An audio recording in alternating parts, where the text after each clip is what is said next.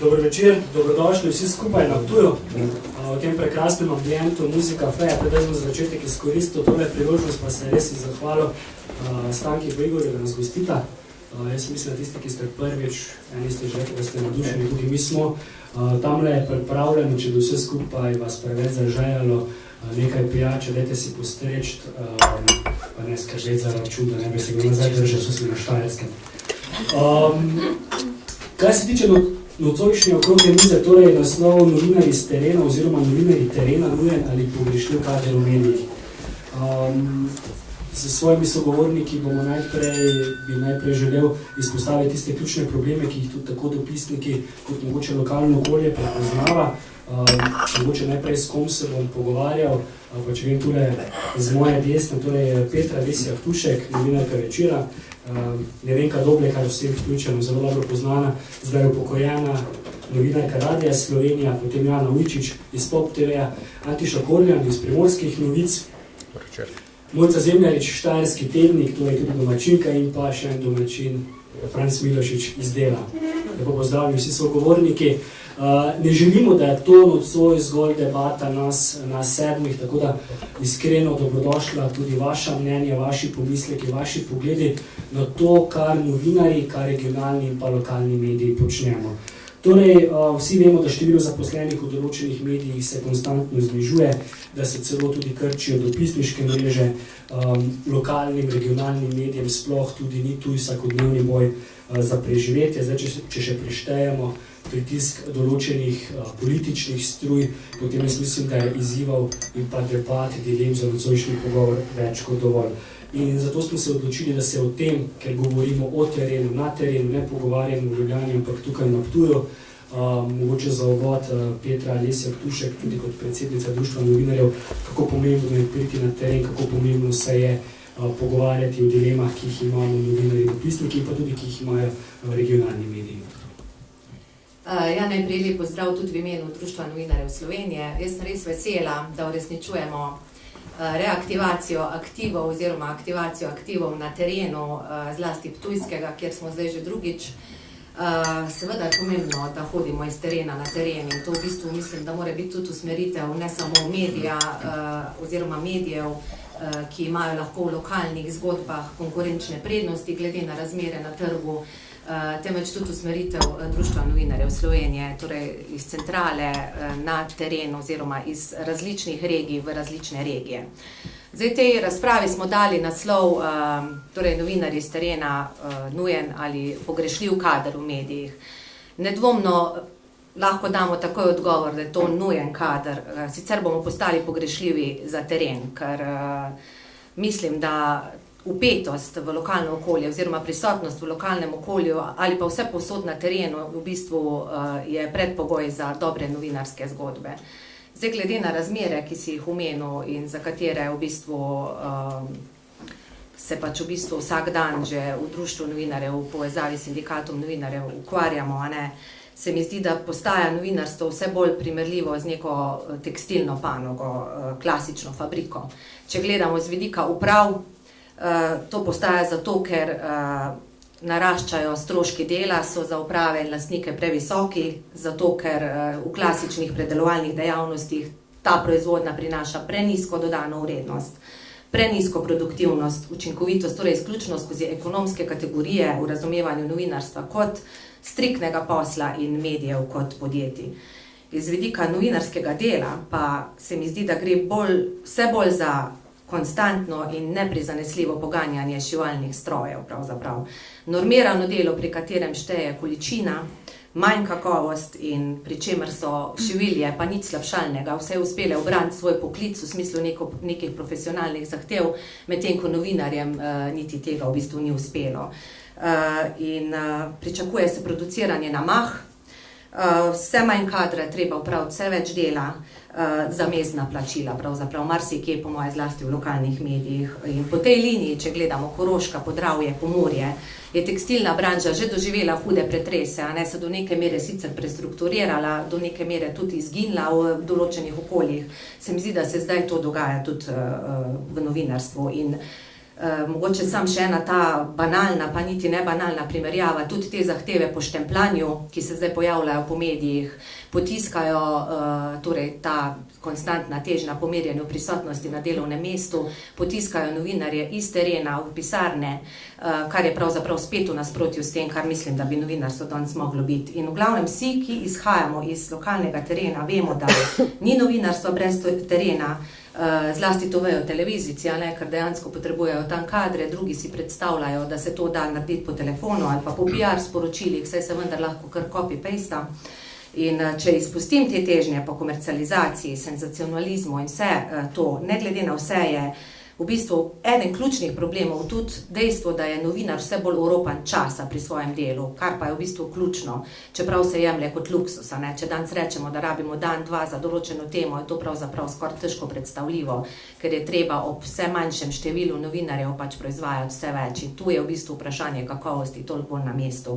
Zdaj, da ne bi preveč vlekla, v bistvu kar se tiče same umeščenosti lokalne informacije v nacionalne medije, se mi zdi problem v tem, da pač se pojmujemo kot nekakšna naravna katastrofa, takrat se v bistvu edino pojavljamo na prvih minutah ali prvih straneh, ali celo kot družbena katastrofa v zadnjem obdobju, ko imamo bolj teme, kot so begunci in ko se je treba pač javljati z posameznih terenov, manj pa kot neke druge lokalne zgodbe, ki bi bile na medijskih agendah prepoznane kot tiste, ki bi mogle biti v spredju, pa bi mogoče lahko pač dejansko predstavljali neko primerjalno prednost. Malo več sem si vzela, ker bom vmes šla za ene par minut, tako da toliko za začetek. Petra je dala kar nekaj istočnic tudi za pogovor. Jaz predlagam, da začnemo mogoče z najbolj izkušenima za tem omizjem. Nevenka, Franc, videla sta več 10 let dopisnika, delata v novinarstvu. Franc, ko se s tabo včasih pogovarjam, znaš povedati, kako zelo so se spremenili pogoji dela, kako zelo se je spremenil način dela. Si znaš predstavljati, da bi mogel recimo vse te dogodke, ki si jih še pred leti lahko tudi zaradi ne neke obveze, ne, po neki količini prispevka, delal recimo iz Maribora ali pa iz Ljubljane, hočem tole sprovocirati, ne, nekateri pravijo, če se vse lahko pokrije iz central. Dobro večer. Ne vem, kje bi začel, mogoče v tem, kar me je najbolj zmotilo, ne. Informacija ni ne centralna in ne lokalna. Informacija je informacija. Če hočemo zvedeti, koliko je v Sloveniji starejših ljudi od 65 let, moramo prešteti slehernega od onega v Halozu, do onega pri Novi Gorici. Šele na osnovi teh informacij pridemo do nove, to pomeni, da informacija sama po sebi ni. Kar se pa časa tiče in tehnologije, to je v novinarstvu obratno sorazmeren trend. Ne vem, jaz včasih ne za šalo, za res, ampak mladi vzamejo to za šalo, povem, na kak način smo včasih spravljali fotografije v časopis. Če bi danes mojemu uredniku rekel, da rabim toliko za to, da spravim do njega neko fotografijo, bi ga stisnilo, zagotovo bi ga stisnilo, zato ker se boji povedati to navzgor.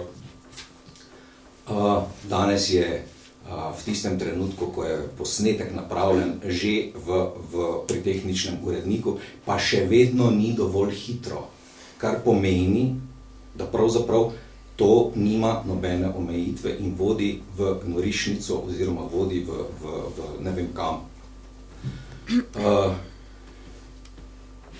Ko sem jaz pred 35, ne, ni dosti, pa je dosti, pred 35 leti se pol dneva ali pa 3/4 dneva ukvarjal s tem, da sem spravil v Ljubljano eno samo fotografijo, je bil to takrat dosežek in je bilo to dovolj.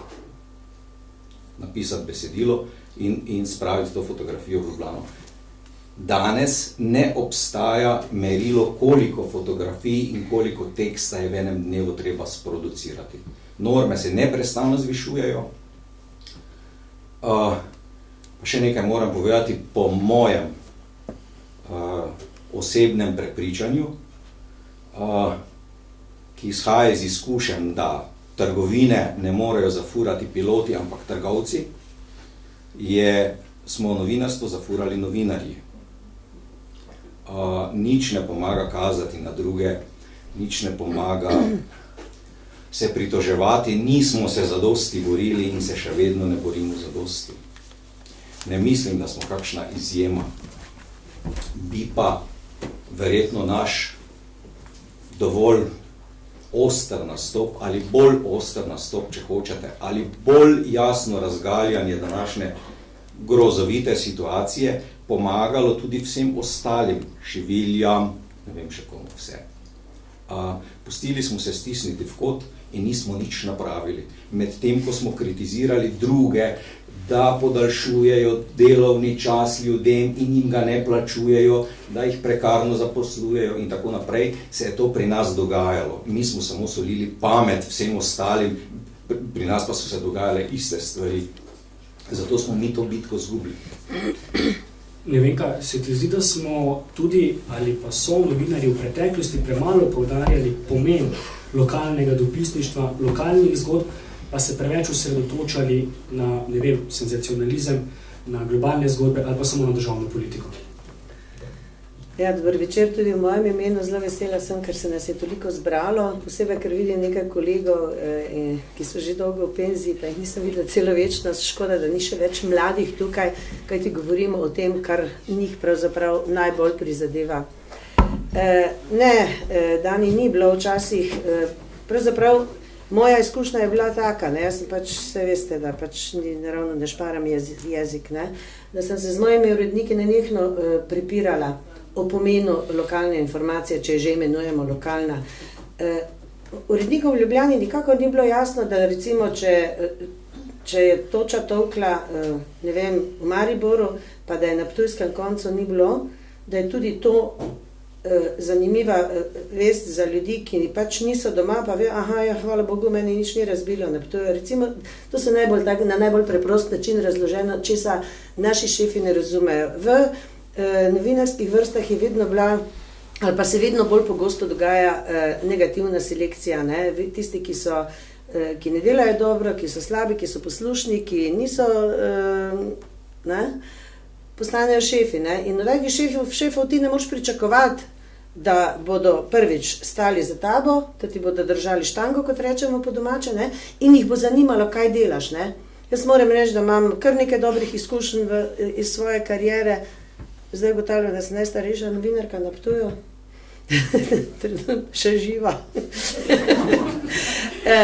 In moram reči, da je bilo zmeraj potrebnega dosti prepričevanja, zakaj je nekaj pomembno, zakaj je nekaj, kar je v Ljubljani pomembno, treba objaviti, kar je pa na Ptuju pomembno, pa ni ravno tako nujno, da se objavi, ali pa v katerem terminu, saj veste, kak je radio, ne? Takrat je bilo 2. jutranje, pa v 3:30, eni so celo prosili, da je spravi nas v 3:30 noter. Zdaj to sploh več ni pomembno. Glejte, karkoli odpreš, tam najdeš lokalno, globalno, vse živo. Da ne bom preveč šla nazaj v spomine, dosti zgodb bi lahko napletla, ampak dve stvari bi rada povedala. Najprej, danes sem srečala po dolgem času enega svojega kolega, ki je izgubil službo in je na zavodu. Kolega, ki je odličen novinar, dobre stvari je delal, še vedno jih dela, mislim, bi lahko delal. In ob tem, da je na zavodu, kjer dobiva tole nadomestilo, mu je dovoljeno še nekaj delati, ne? In on dela za 250 evrov na mesec, ne? Mislim, rekel, gled, pa saj je dobro, no, mislim, pač ostanem nekam v stiku. On za 250 evrov naredi tako rekoč eno normo enega novinarja. Pa, gledajte, če drugo, ne, je to ponižujoče. Je to ponižujoče, da sploh delodajalec pomisli, da enega formiranega novinarja plača tako nizkotno, bom uporabljala ta izraz. In da se to nam danes dogaja, to, kar je Miloš rekel, ne, res smo v marsičem sami krivi. Vse smo imeli vsi certifikate, vsi bi lahko vložili v svoje firme, dobro, jaz sem bila v javnem zavodu v službi zadnji 2/3 moje delovne dobe, ampak prej sem bila tu na lokalnem radio tedniku, ne. Pa niti pomislili nismo, da to, ali smo bili tako nevedni, da nismo vedeli, kaj nas čaka, in to najbrž smo bili, ne, in tudi nismo imeli interesa, ne, predvsem pa jaz nikoli nisem htela biti nekega šefica, ali kaj, ne, ti najbrž, ne vem, ti še boš mogoče, ne, ti Miloš, ti ne je bil šef, ne, ti je bil taki šef, Ne, to. Potem pa še tale zgodba od sinoči. Sem tukaj sedela, kjer je bil Dobovšek, ne, je prišel razlagati, smisla, da bomo imeli pogovor. Ne, pa sem dogotovila, da je šlo za navadno politično kampanjo, že ker bo šel na volitve s svojim tem zavodom za kakšno bolj prijazno ali kakšno državo že. In se ga vprašala, ne, njegovo mnenje o medijih, pa kar je govoril o mrežah, pa mreženju, pa o pritiskih, pa ne vem kaj vse, ne. Ja, to ne, pa se nekaj, gledajte, tisto, kar je zastonj na internetu. Dvomim, da je kdo vložil to kaj denarja, dela, dosti truda, ne. Ne vem, koliko je verodostojno, ampak stvar, ki jo pa plačaš, za tisto pa veš, da mora biti od zadaj človek, ki zna, ki je profiliran novinar ali novinarka, ki pozna zadeve v nulo in napiše nekaj in za tem stoji s svojim imenom in priimkom. Medtem, ko na internetu pretežno najdeš stvari skoraj, pa da ne bom delala krivice tistim, ki se podpisujejo. Njegov zaključek je bil, ja seveda, ne, zdaj pa tak, ja tile mediji, ko so zdaj stvari se spremenjajo, vse končno pa vse najdeš na internetu. Ja, če pa član parlamenta, če parlamentarec na ta način razmišlja, če politiki tako razmišljajo o medijih, ja, jaz ne vem, potem se moramo mi še bolj trgati. Jaz sem pravzaprav v penziji in me ne bi smelo več nič to brigati, ne, ampak me srce boli, ko gledam, pa berem in poslušam odlične novinarke in novinarje, ki so prisiljeni štancati, ljudi, ki so pripravljeni delati, pa ostanejo na cesti, pa so nekako ponižani, kljub temu, da so toliko dali svojemu mediju ljudem, ki so pravzaprav ta medij brali. In še to bi rada opozorila glede lokalne informacije. Jaz, ko sem se upokojila, sem se naročila na Večer in na Delo. To sta bila oba dnevnika, ki sem jih imela tudi, ko sem delala, poleg dnevnika in vseh ostalih, ampak si pač pri penziji ne morem privoščiti, da bi vse plačevala. Zakaj imam Večer? Predvsem zato, ker najdem notri, ker imate regionalke, ne, na Večeru. Zato, ker preberem, kaj se dogaja od Maribora do Prekmurja, ne. In pač me zanima, ne. Pa pač imam dostop do STA, ker še neke stvari počnem, pa si tam marsikaj preberem, ne. Jaz dvomim, da ljudje posegajo po plačljivih internetnih straneh, ne. Ne vem, vprašanje, ne, če si lahko sem zdaj že malo predolga. Malo. Prosti. Ja. Se vidi, da sem zradja, ne. Dober večer, Antiša Korljan, urednik Primorskih novic. Dnevnik je to in to ni Primorski dnevnik. Pogosto ljudje to zamešajo.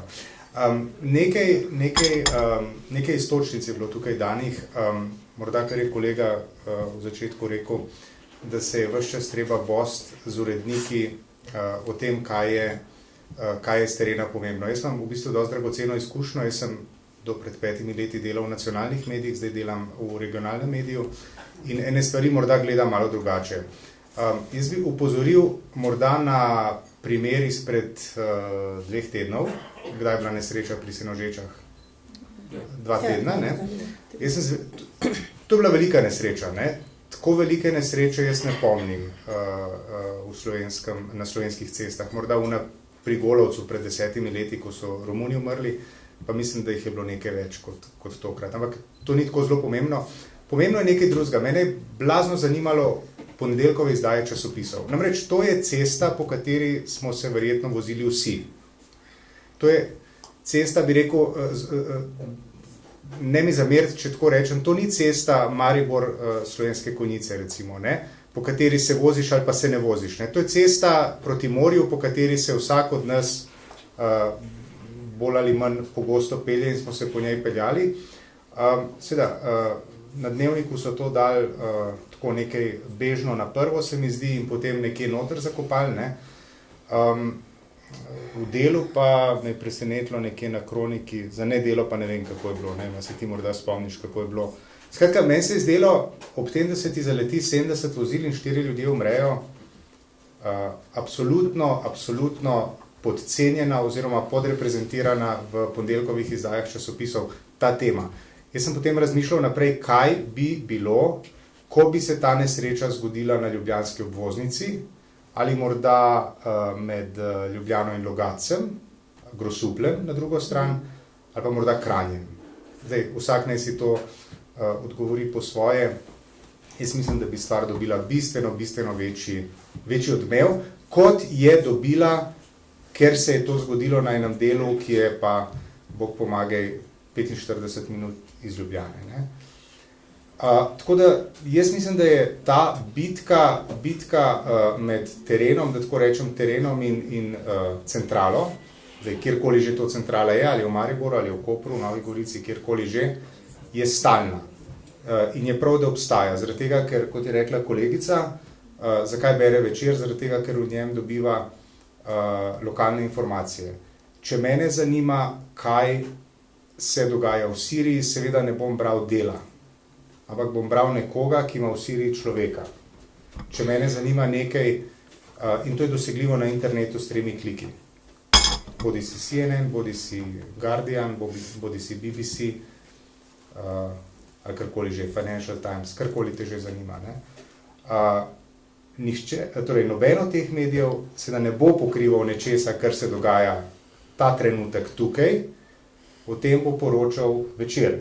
Kar se zgodi v Ptuju na cesti, zdaj, če bo nesreča, Bog ne daj, če bo poplavila reka in tako naprej, bo poročal Večer. Zato je ta pomen lokalne informacije, jaz mislim, da ga vidim kot vedno večjega in tudi se izkazuje. Ne? Vse raziskave kažejo na to, da ljudje v lokalnem časopisju iščejo lokalno informacijo. Seveda bom bral nacionalne medije, če me zanima, kaj se dogaja v Ljubljani, kaj se dogaja v politiki, v gospodarstvu in tako naprej. Ne? Če me pa lokalna informacija zanima, pa seveda bom šel brati oziroma poslušati regionalne medije. Ko sem jaz, samo še to, če mi dovoliš, ne? Ko sem jaz prišel na Primorsko, sem bil presenečen, da kdorkoli gleda neko oddajo, ki je na sporedu na Kopru v 18:40 in se reče Primorska kronika. Ne? Seveda to jaz redno gledam, tako kot poslušam Radio Koper, ki ga verjetno nihče od vas ne posluša, ker ni te potrebe.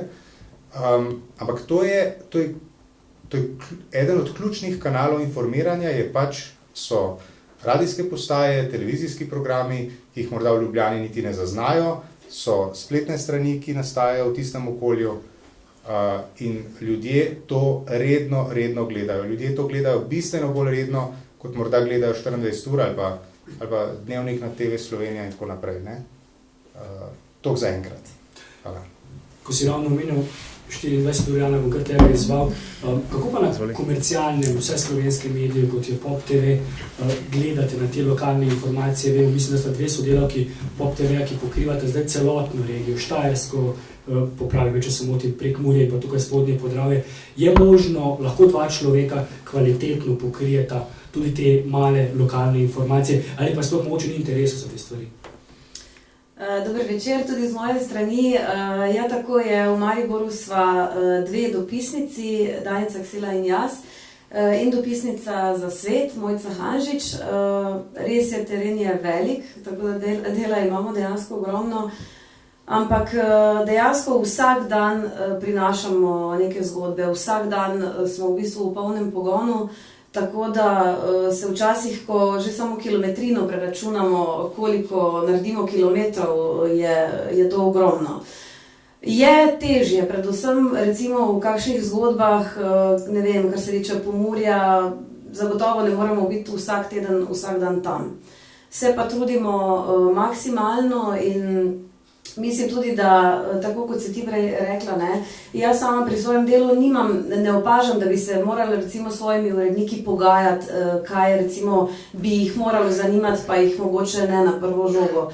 Ta komunikacija tukaj je zelo dobra, res je, da smo v zadnjem času tudi mi dopisniki prevzemali morda malo večjo vlogo oziroma da smo bili na teh prvih minutah ali prvih sekundah oddaje zaradi begunske krize, ampak dejansko je tako, da v bistvu danes so vse informacije dosti hitrejše.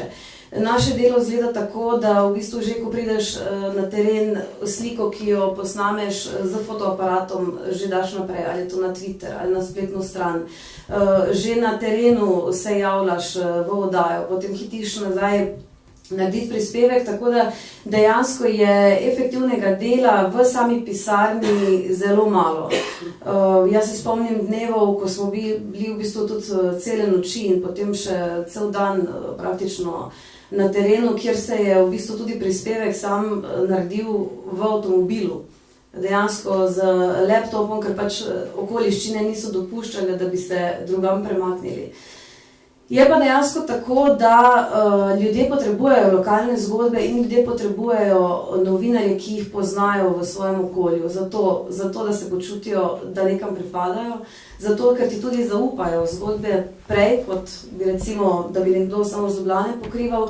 In dejansko smo mi tako nepogrešljiv del, zato ker če bi recimo dopisniki več ne bi obstajali, ker so pač danes vse informacije tako ali tako že v roku 1 minute dostopne, je potem tako, da potem tudi novinarji v Ljubljani ne rabijo več obstajati, ker lahko v bistvu oddajo 24 ur, potem delamo zgolj copy-paste, STA, Reuters in ostale tiskovne agencije. Ne. Tako da jaz mislim, da vsaka prava televizija, vsak prav medij, ki ima neko vizijo, ki hoče tudi biti kredibilen, ki dela na dolgi rok, dejansko so dopisniki eden ključnih elementov tega dela. Ne. Tisto, kar mogoče samo opažam, potem, ko sem se preselil iz Ljubljane na Ptuj, je dejansko ključ vzpostaviti mrežo ljudi, ki jih ti poznaš in ljudi, ki poznajo tebe. Ne. To je bil eden izmed glavnih izzivov, ki sem jih sam doživel. Mojca, mogoče iztočnica za tebe, ti tudi živiš, tako kot večina nas, v okolju, v katerem poročaš. Kako pomembno je poznati regijo, poznati okolje in pa poznati ljudi, na katere se lahko obrneš, da bi lahko posredovala potem kakovostno informacijo? Dober večer še z moje strani. Jaz mislim, da je zelo pomembno, da imaš dobro mrežo informatorjev, dobro mrežo virov, kar je meni uspelo vzpostaviti v približno 10 letih, ko sem delala kot radijski novinar. Takrat je bilo pomembno zelo hitro informacijo spraviti v eter. Zdaj recimo, ko delam kot časopisni novinar, se bolj posvečam raziskovalnemu novinarskemu delu in mi dejansko tisti viri iz preteklosti, s katerimi sem se srečevala, zelo veliko pomagajo pri mojem delu. Mislim pa tudi, da je zelo pomembno, da si med ljudmi, med domačimi ljudmi, srečaš jih v trgovini, na ulici, kjerkoli, torej, da si dostopen, da ti ljudje lahko zaupajo svojo zgodbo. Mislim, da sem kar veliko med takšnimi preprostimi ljudmi, da rečem, ne? In tudi od tam velikokrat dobim kakšno dobro informacijo. Sami ste rekli, kako pomembno je včasih prepričati nekoga v centrali, da nekje zgodba je, ampak sam pa imam še eno drugo izkušnjo, da včasih težko prepričati centralo, da zgodbe ni. Ne vem, kako vi gledate na te stvari, ampak če sem konkreten primer, oktobra, mislim, da je bila pri nas cela panika, da bojo Haloze začeli postavljati žično to ograjo. Vsi tisti, ki smo se vozili kdaj po Halozah, vemo, da je to na 60-70% praktično nemogoče, ker so to soteske dobesedno. Ne vem, jaz sem takrat zelo težko, nisem prepričal, da to pač ni zgodba in smo o tem poročali, da bodo drugo jutro začeli postavljati v Halozah ograjo. Ne vem, meni se zdi tudi to problem, da ljudje, ki so oddaljeni 100-150 km, včasih ne razumejo, da neke zgodbe pač ni. Ne vem, kakšne so vaše izkušnje? Mi te težave nimamo, ne, ker smo lahko zelo hitro v stiku z lokalnim prebivalstvom. To je pač mreža ljudi, ki jih poznaš, preveriš informacijo. Sicer je bilo pa s tem postavljanjem ograje verjetno, kar je res malo nesporazuma, oziroma verjetno se je tudi potem vlada odločila, da glede na to, da je informacija šla v javnost, pa mogoče ne bi smela iti v javnost, da spremenijo ta načrt postavljanja ograje. In je bilo dejansko res, da smo torej poročali, ograja se bo postavljala, drugi dan se pa ograja ni postavljala. Ne. Jaz bi tu še nekaj dodala. Ne. Res je, zdaj sam si v bistvu dal istočnico te Haloze, ne. Ampak da v bistvu se poroča o zgodbi, ki je ni, ne. Ampak tu pozabljamo tudi, da tudi urednik je gledalec, ne. Če recimo se po Facebooku ves dan razpravlja o tej ograji, se recimo po spletnih portalih piše, tu je bila zelo velika napetost, ljudi je bilo strah, v bistvu tudi strani države ni bilo nobenih pravih informacij, se je to nekako v tajnosti držalo, se potem tudi, po moje, mora poročati o zgodbah, ki jih ni. Torej, ja, ograje še ni, da ljudje dobijo tudi to informacijo, ker tudi to je informacija. Sicer smo vsi takrat v bistvu poročali, ne, jutri se bo začelo, pa so potem dejansko to malo naredili en majhen spin. Petra, tako je, samo to sem želel dodati, ne. Absolutno se strinjam, da je potrebno včasih tudi potem sebe popraviti in povedati, da pač ograje ni, ampak tisto, kar je mene konkretno zmotilo, moja izkušnja bila taka, češ, da je preveril ob 6. zjutraj, kje v Halozah se postavlja ograja. To hočem reči, da nekdo, ki je 100 km oddaljen, pač verjetno ne pozna razmere, se v Halozah ne da v 20 minutah preveriti, če kje ograje postavljajo, če pomislimo od Žetal do Cirkulan, samo to. Jaz bi mogoče tu sam dodala, da pač je zlasti pri teh temah odgovornost medijev zelo velika. Da se ne dodatno ustvarja neke panike, histerizira, ustvarja neke izredne razmere na terenu in da se pač ponavlja tudi na nek način nekritično, uporablja v medijih nek politični, ideološki diskurs, bi mogli tule znati spostavljati distanco in mogoče pri uredniških odločitvah včasih bolj pretehtati ne na prvo žogo, če tudi je recimo vtis, da na terenu pač se ustvarja nek strah med ljudmi, pa da obstaja bojazen, pač begunci so bili ena taka preizkušnja zagotovo. In tu se mi zdi v bistvu, da bi mogli postavljati v širše kontekste in ne reagirati na tak način, da se mrzlično pošilja na teren ekipe takoj, mislim, tu se mi zdi, da res ni potrebno dodatno, ker je že sama po sebi to taka občutljiva tematika, zlasti v sedanjih ekonomsko in socialno občutljivih časih, da je tu odgovornost medijev večja, kot je bila kdarkoli prej. Mogoče zdaj še ena druga istočnica, Petra pa Franci Vedo, mogoče znala pojasniti. Dogajajo se v medijih številne lastniške spremembe, tudi Antiša pri vas v Primorskih novicah. Ko ste dobili nove lastnike, kako pomembna je za te nove lastnike dopisniška mreža? Ste sploh dobili informacijo, vemo, da večina teh novih lastnikov ne prihaja iz medijev. Kako gledajo na vas, kako gledajo na dopisnike, na dopisniško mrežo? Ja, treba je povedati, da bi jaz najprej preveril, odkot denar za nakupovanje ne samo medijskih hiš, ampak marsičesa. To bi bila prva naloga slovenskega novinarstva. Drugo, medije si kupujejo približno kot igračke, pa se ne znajo z njimi igrati. So pa mislili, da bojo dobili neki užitek igranja, ki ga ni. Jasno je, da se ne spuščajo na nižje nivoje, postavijo svoje portparole in šoferje in potem zadeva leti, kamor pač leti. In jih praktično ne zanima. Tudi če leti v prepad, na koncu koncev niso kaj dosti svojega denarja in svojih življenj vložili v to, tako je pravzaprav vseeno, če zadeva prepade. Tak občutek človek dobi, ko se na tej strani kot dninar, ko ga na tej strani kot dninarja začne skrbeti, kaj bo s kmetijo. To je vendarle skrb gospodarja. Ampak ker kmetija tako strahovito propada, se že celo dninar začne bati, kaj bo s tem. Na koncu koncev, kje bom jutri malical, ko bom delal, ne? Če bom še delal. Ja. Tako da, kar se teh lastniških kolobocij vse posod tiče, tu smo tudi novinarji zavozili vso zadevo. Pa se ne bi mogli vsega, mislim, ne bi mogli dosti več napraviti.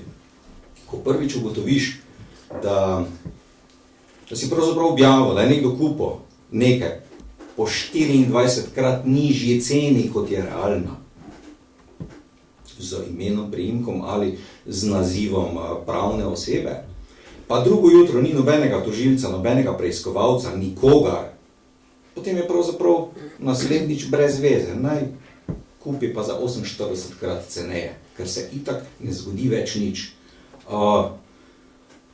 Ne vem, kaj je rekla, da je najstarejša, jaz sem hitro za njo.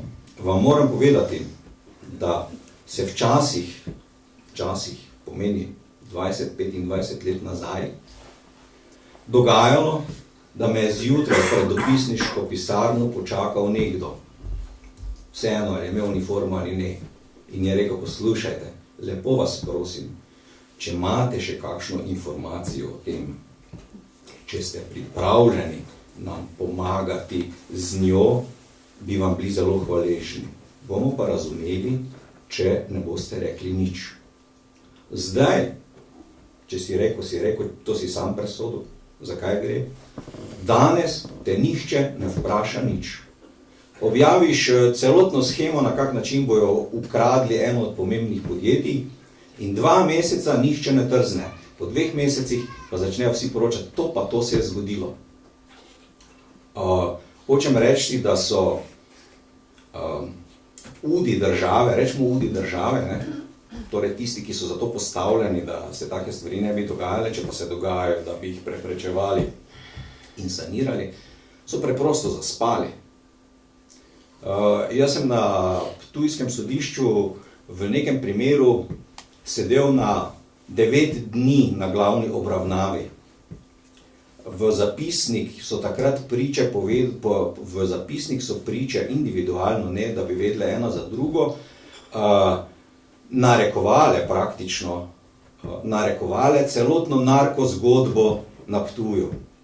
Rabo bi 2 kombija in v petek zvečer od 11 naprej 2 uri časa, pa ne vem, kje bi našli toliko lukenj, da bi jih napolnil z glavnimi akterji. Ko sem tožilki rekel na hodniku med odmorom, da zdaj pa bo dela, ne? Ker če zvemo za neko kriminalno dejanje, smo ga dolžni nekomu povedati, ne? Celo mi navadni ljudje, kaj šele novinarji, kaj šele tožilci, kaj je rekla, ja človek dragi, če bi se mi imeli čas s tem ukvarjati. Kaj mislite, kaj sem potem naredil? Ko sem šel od tam, sem šel napisati novinarski članek ali kaj? Nisem. Šel sem v šumo se vsesti in razmisliti, kje živimo. Zdaj, jaz se tudi strinjam s to samo refleksijo in soodgovornostjo novinarjev za te zgodbe. Mi na Večeru smo še nedolgo nazaj snovali zadrugo za odkup Večera. Ampak... Škoda, da je niste naredili. Ja, žal je bila cena za zadrugo mnogo višja kot za kasnejšo prodajo. Tako da v bistvu se cena tudi lahko zelo hitro spremeni in predvsem pade, ko pride pač primeren kupec. Drugo dejstvo pa je, da pač je bilo tudi vprašanje, na kak način bi novinarji sami zmogli toliko enotnosti, toliko dogovarjanja in sposobnosti, da smo dejansko neko tako poslovno odločitev nismo bili v stanju sprejeti. Tudi na nas je dejansko ta del odgovornosti, da nismo bili v stanju zorganizirati se kot zadruga. Absolutno nismo bili nezreli za to. Novinarji smo tudi samosvoji, vsak ima svoje interese, tudi to si je treba priznati in v bistvu toliko samo kritike premoremo vsi, da vprašanje, kako bi s temi lastnimi zasebnimi interesi tudi na nek način shendlali, čeprav se nam gre vsem za nek širši javni interes v principu. Kar se pa druge odgovornosti tiče, bi pa tule v vsakem primeru glede prodaje medijev in sprememb lastništev je treba opozoriti tudi na odgovornost države in na to, da je medijska panoga pri teh prevzemih ena najmanj reguliranih panog, ne glede na to, da govorimo o tem, kako družbeno odgovornost in kakšno relevantnost v bistvu imajo mediji in za kak blazni javni interes gre. To smo tudi zadnjič kot društvo izpostavili na debati Ministrstva za kulturo, ki zdaj snuje pač medijsko strategijo in napoveduje velike spremembe medijske zakonodaje. Skratka, da vsako drugo področje, ne vem, če ti kupuješ, če hočeš imeti borzno posredniško hišo, karkoli ogromno nekih zahtev moraš izpolniti za to. Medtem ko pri medijih so ti kupci pač dobili predhodna soglasja za to, da so pač vstopili lastniško. Niso znani viri financiranja, ne lastniška, ne kapitalska struktura, niso postavljeni nobeni minimumi za to, da ti lahko prevzameš medij. Skratka, ti si lahko kot prevzemnik reševal svojo šibko finančno situacijo, namesto da bi bil pač opredeljen večkratnik nečesa, se pravi, če jaz prevzemam firmo, moram biti močnejši od te firme, ne pa da pol nanjo obesim kredite in tak naprej. Skratka, nikoli ni bilo potrebno predlagati nobene dolgoročne strategije, kakršnekoli zaveze, pa ne gre samo za ohranjanje delovnih mest, ker mogoče to tudi pač ni edina zaveza, ki bi jo pričakovali. Skratka, te regulative pravzaprav ni. In tudi zdaj bi bilo potrebno nujno čim hitreje vzpostaviti, ker mi ne vemo, kakšni so dolgoročni interesi lastnikov vmes. Videli smo, kaj se je zgodilo z Delo revije, zakockanje teh blagovnih znamk, gladko, s sodelovanjem državne banke, in še je teh zgodb, pri čemer je na nek način po drugi strani Vse, kar se je dogajalo zdaj v praksi, je pravzaprav po drugi strani ali je negacija zakonodaje, ali je kršitev zakonodaje, ali pa popolnoma neregulirano področje. Skratka, na nek način bo zdajšnja zakonodaja, če se bo spreminjala, legalizirala tudi obstoječe stanje, ker enostavno poti tja nazaj več ni. Tako da odgovornost je zagotovo tudi na tem, da ni bilo nobene regulacije. Kar se pa tiče pač naših lastnikov ali pa delovih lastnikov, pa mislim, da sploh na delu, glede na metode, ki se odvijajo odpuščanja in glede na vlogo medijev, ki v bistvu opozarjamo na take prakse, nedopustne prakse drugje, zdaj pa se to odvija v bistvu pri nas, na kak način v bistvu bomo sploh ohranjali obraz pred javnostjo, če praktično izvajaš to, kar sicer kritiziraš. Mislim, da nimaš potem več te verodostojnosti, da je pravzaprav tudi na ta način zapravljena in mi sicer lahko razumemo potrebo po zniževanju stroškov, ampak ne more pa to potekati na tak način, ki ga sicer pač v bistvu kritiziramo. Pri naših lastnikih pa toliko, ker mogoče, kar se tiče pač regionalne, lokalne mreže, glede na to, da smo tako usmerjen časopis, skušajo ohraniti lokalno novinarstvo, če to danes pač o tem govorimo, in tudi celo nove edicije, ne vem, imamo Večer Koroška, zdaj v bistvu prehajamo v ta povezovanja tudi z Vestnikom na vse zadnje, ampak z veliko manj ljudmi, skratka, problem je v tem, da se krči tam, kjer se v bistvu vsebinsko širimo. Krči pa se ne izključno tam, vsak vidi svoje vsebine oziroma svoje področja, tudi če gledamo, ne vem, kulturo, gospodarstvo, vsakemu se zdi pač tisto področje eno ključnih.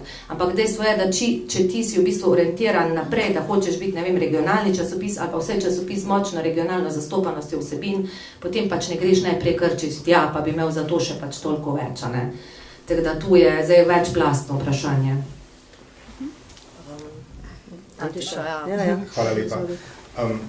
Jaz poslušam to in se mi izrisuje, torej se mi potrjuje nekaj, v kar sem že nekaj časa prepričan, namreč poslušam kolege, Franca. En problem pa vendarle je treba izpostaviti, si moramo pogledati v špegu v gledalo. Jaz mislim, da novinarstvo kot profesija in kot ceh in kot, bi rekel, poklic v zadnjih 15-20 letih se mi zdi, da vendarle ni opravilo ene temeljne refleksije. Jaz mislim, da je to, kar je Nevenka rekla, ta njen kolega, ki dela za 250 evrov, to je tragedija. Ampak, jaz sem danes zjutraj sedel z eno mlado punco, stara manj kot 30 let, ki bi rada z nami sodelovala. Punca je gajstna, punca se obrne, punca je inteligentna, ima tudi nekaj izkušenj. Jaz ti prav veliko nisem mogel ponuditi, kar je pač realnost vseh urednikov, se bojim, v tej državi. Problem je nekje drugje. Ko bo ta punca stopila v naše uredništvo, bo ta punca delala, recimo bo delala za 100 enot, ob boku ljudi, ona bo delala bistveno več kot ljudje, ki niso bistveno starejši od nje in niso na poti v penzijo čez 2 leti, ampak so stari 40-45 let. In ti ljudje bodo delali bistveno manj za tistih 170 ali pa 180 enot. Česarkoli že, denarja, bruto, govorimo. Hočem reči. Mi zelo radi in zelo pogosto tarnamo o prekarnosti oziroma prekernosti, še vedno ne vem, kako se prav reče in se vam opravičujem. Skratka, tarnamo o usodi honorarcev. Dokler seveda ti honorarci ne zajejo, bom rekel, v naš žep. Jaz sem že pred leti opravil en zanimiv eksperiment, takrat sem bil še urednik na Dnevniku in takrat je bila velika zgodba o tem, kako pa honorarci pa za božič ne dobijo nič, oziroma mi smo takrat dobili neke božičnice in jaz sem takrat uradno kot urednik in ponosni nečlan sindikata predlagal vodstvu sindikata, da izpelje akcijo, da vsak nameni, ne vem, mislim, da je bilo jaz sem predlagal 5 ali 10% tiste božičnice, kolikor je že bilo, mislim, da je bilo še v tolarjih, in seveda je bila stvar z gnusom zavrnjena. Se pravi, govorimo o tem, da je solidarnost zelo verbalna, solidarnost je zelo načelna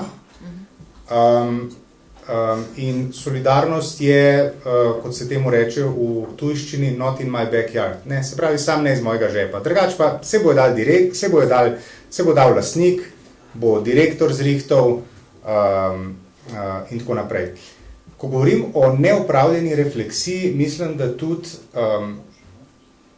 veliki večini mojih kolegov oziroma naših kolegov vendarle še ni povsem jasno, kaj pomeni novinariti danes v nekem tujem okolju. Jaz nimam izkušnje te, seveda ne, tudi zaradi jezikovnih omejitev, ampak sem imel priložnost letos poleti govoriti z enim gospodom, ki je urednik na Bloombergu v Berlinu, ne, in sem ga vprašal, kako pa izgleda tvoj delovnik, je rekel, ja, tako, ne, tam zjutraj začnem, pa nekje do 7:30, čau Manica, 7:30 rintamo, ne, in sem rekel, ja, ok, ampak ti si že gospod, ti si star, kaj pa mlajši, rekel, to pa sploh nočeš vedeti, ne, rekel, da je imel primere ene punce, mlade gospe, ki je šla, mislim, da po 3 ali po 4 mesecih porodniške, je pač se uredila življenje tako, da je lahko prišla nazaj v službo. To je realnost ne na Kitajskem in ne v Pakistanu. To je medijska realnost v Nemčiji, ki nekako velja za urejen prostor po vseh kriterijih. In mislim, da je žal pri nas še vedno prepogosto želja čim prej zaključiti tisto, kar imaš za narediti, potem pa iti domov. Vse moje izkušnje so žal take, ne samo tukaj, kjer sem zdaj, ampak še marsikje drugje.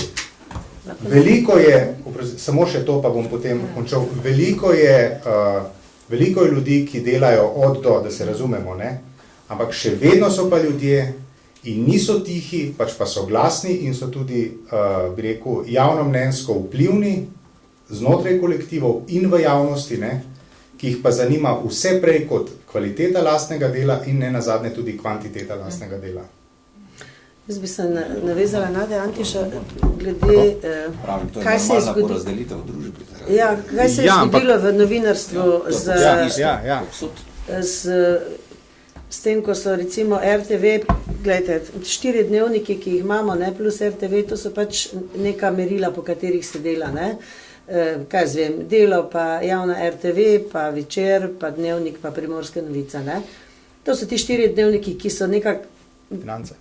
Ja, Finance zdaj, ampak že prej, ne, recimo, ko Financ ni bilo, ne. Glej, imeli smo norme, potem pa se je naenkrat zgodilo, da je javni RTV servis po trapasti odločitvi naših sindikatov RTV-ovskih, ne, temu sem jaz vedno nasprotovala in sem bila kot neka črna ovca, smo postali javni uslužbenci, kar je največji kretenizem, ne, da si ti kot novinar javni uslužbenec, ne. In naenkrat norm več ni bilo. Zakaj? Ker smo se potem začeli štempljati, ne. In potem, ko se ti poštempljaš, rečeš, dobro, jaz sem prišel v 7, pa grem, prebereš Zeitungen, pogledaš tam, to imam predlog, daš urednik reče, sorry, polno je, ja, dobro, v redu, in to tak dan za dnem, ne. Glej, eni zaradi tega, ker nočejo, eni zaradi tega, ker se jim ne da, eni pa zaradi tega, ker jih šefi malo, ne, češ, ne, glej, dajmo ga malo na hladno, ne, se malo glavo hladi pa to, ne. Meni je bilo vedno interesantno to, ker sem, recimo, jaz mislim, da dopisniki, ki delamo v takih velikih hišah, vse, jaz imam izkušnjo z mojimi kolegi, Lidija, Miran je tukaj, ne vem, še nekaj, Nataša Kuharjeva, recimo Irena, da gledaš ti od zunaj na hišo kot celoto, ne. Mi smo bili zaposleni v informativnem programu, ne, dopisništvo. To je informativni program, ampak jaz nikoli nisem, jaz delam za Radio Slovenija, to se pravi, da delam za vse 3 programe, pa sem tudi za Radio Maribor delala, recimo se mi je zdelo normalno, da naredim, ni jim bilo normalno, da bi recimo Lendava nekaj naredila za Ljubljano, naprimer, sploh pa, da bi pa Ljubljana nekaj za Lendavo, to pa dol padeš, ne, to pa ne gre, ne, naprimer, ne, če zdaj res vzame mene skrajne primere, ne, ampak če znotraj hiše so eni taki posamezni vrtički in je ljudem vseeno, kaj se dogaja po drugih redakcijah, ne, ti pa imaš en drugačen pogled na to hišo, imaš tudi drugačen odnos in zato tudi drugače ceniš to informacijo, ki jo ti na terenu dobiš, ne, in veš, in točno veš, kaj pomeni. Recimo, zakaj bi informativni program čakal do, recimo do danes do 13, da pove neko tako ekskluzivno novico, ki sem jaz vedela jaz tukaj. Mislim, ekskluzivno, nekaj takega, kar je za ljudi pomembno. Sveka pa dajte na prvega, pa na val in pol čakam, pa nič pa. Ja, ne bomo mi objavili ob enih. Ja pa, vse to je ista hiša. Se pravi, če je že znotraj tako razmišljanje, ne, kaj šele sicer, ne vem, mogoče so se te stvari zdaj spremenile, ker je način drugačen, ne. Jaz sem ko z kamene dobe v primerjavi s tem, kar vi zdaj delate, ne, ko zmontiraš prispevek na terenu, tak je noter vse, ne. Zdaj je to čisto drugače, kot takrat, ko smo mi delali, ko smo hodili po Halozah, pa ni bilo mobitelov, pa nič, pa smo cel dan bili na terenu, pa smo prišli nazaj, pa smo drugi dan naredili. Ali pa, če se je dalo še isti dan, ne. Zdaj je to, mislim, kamena doba, res, ne. Tu sem se hotela jaz navezati v bistvu deloma na Antišo, deloma na Nevenko, v smislu pač merjenja novinarskega dela, ne.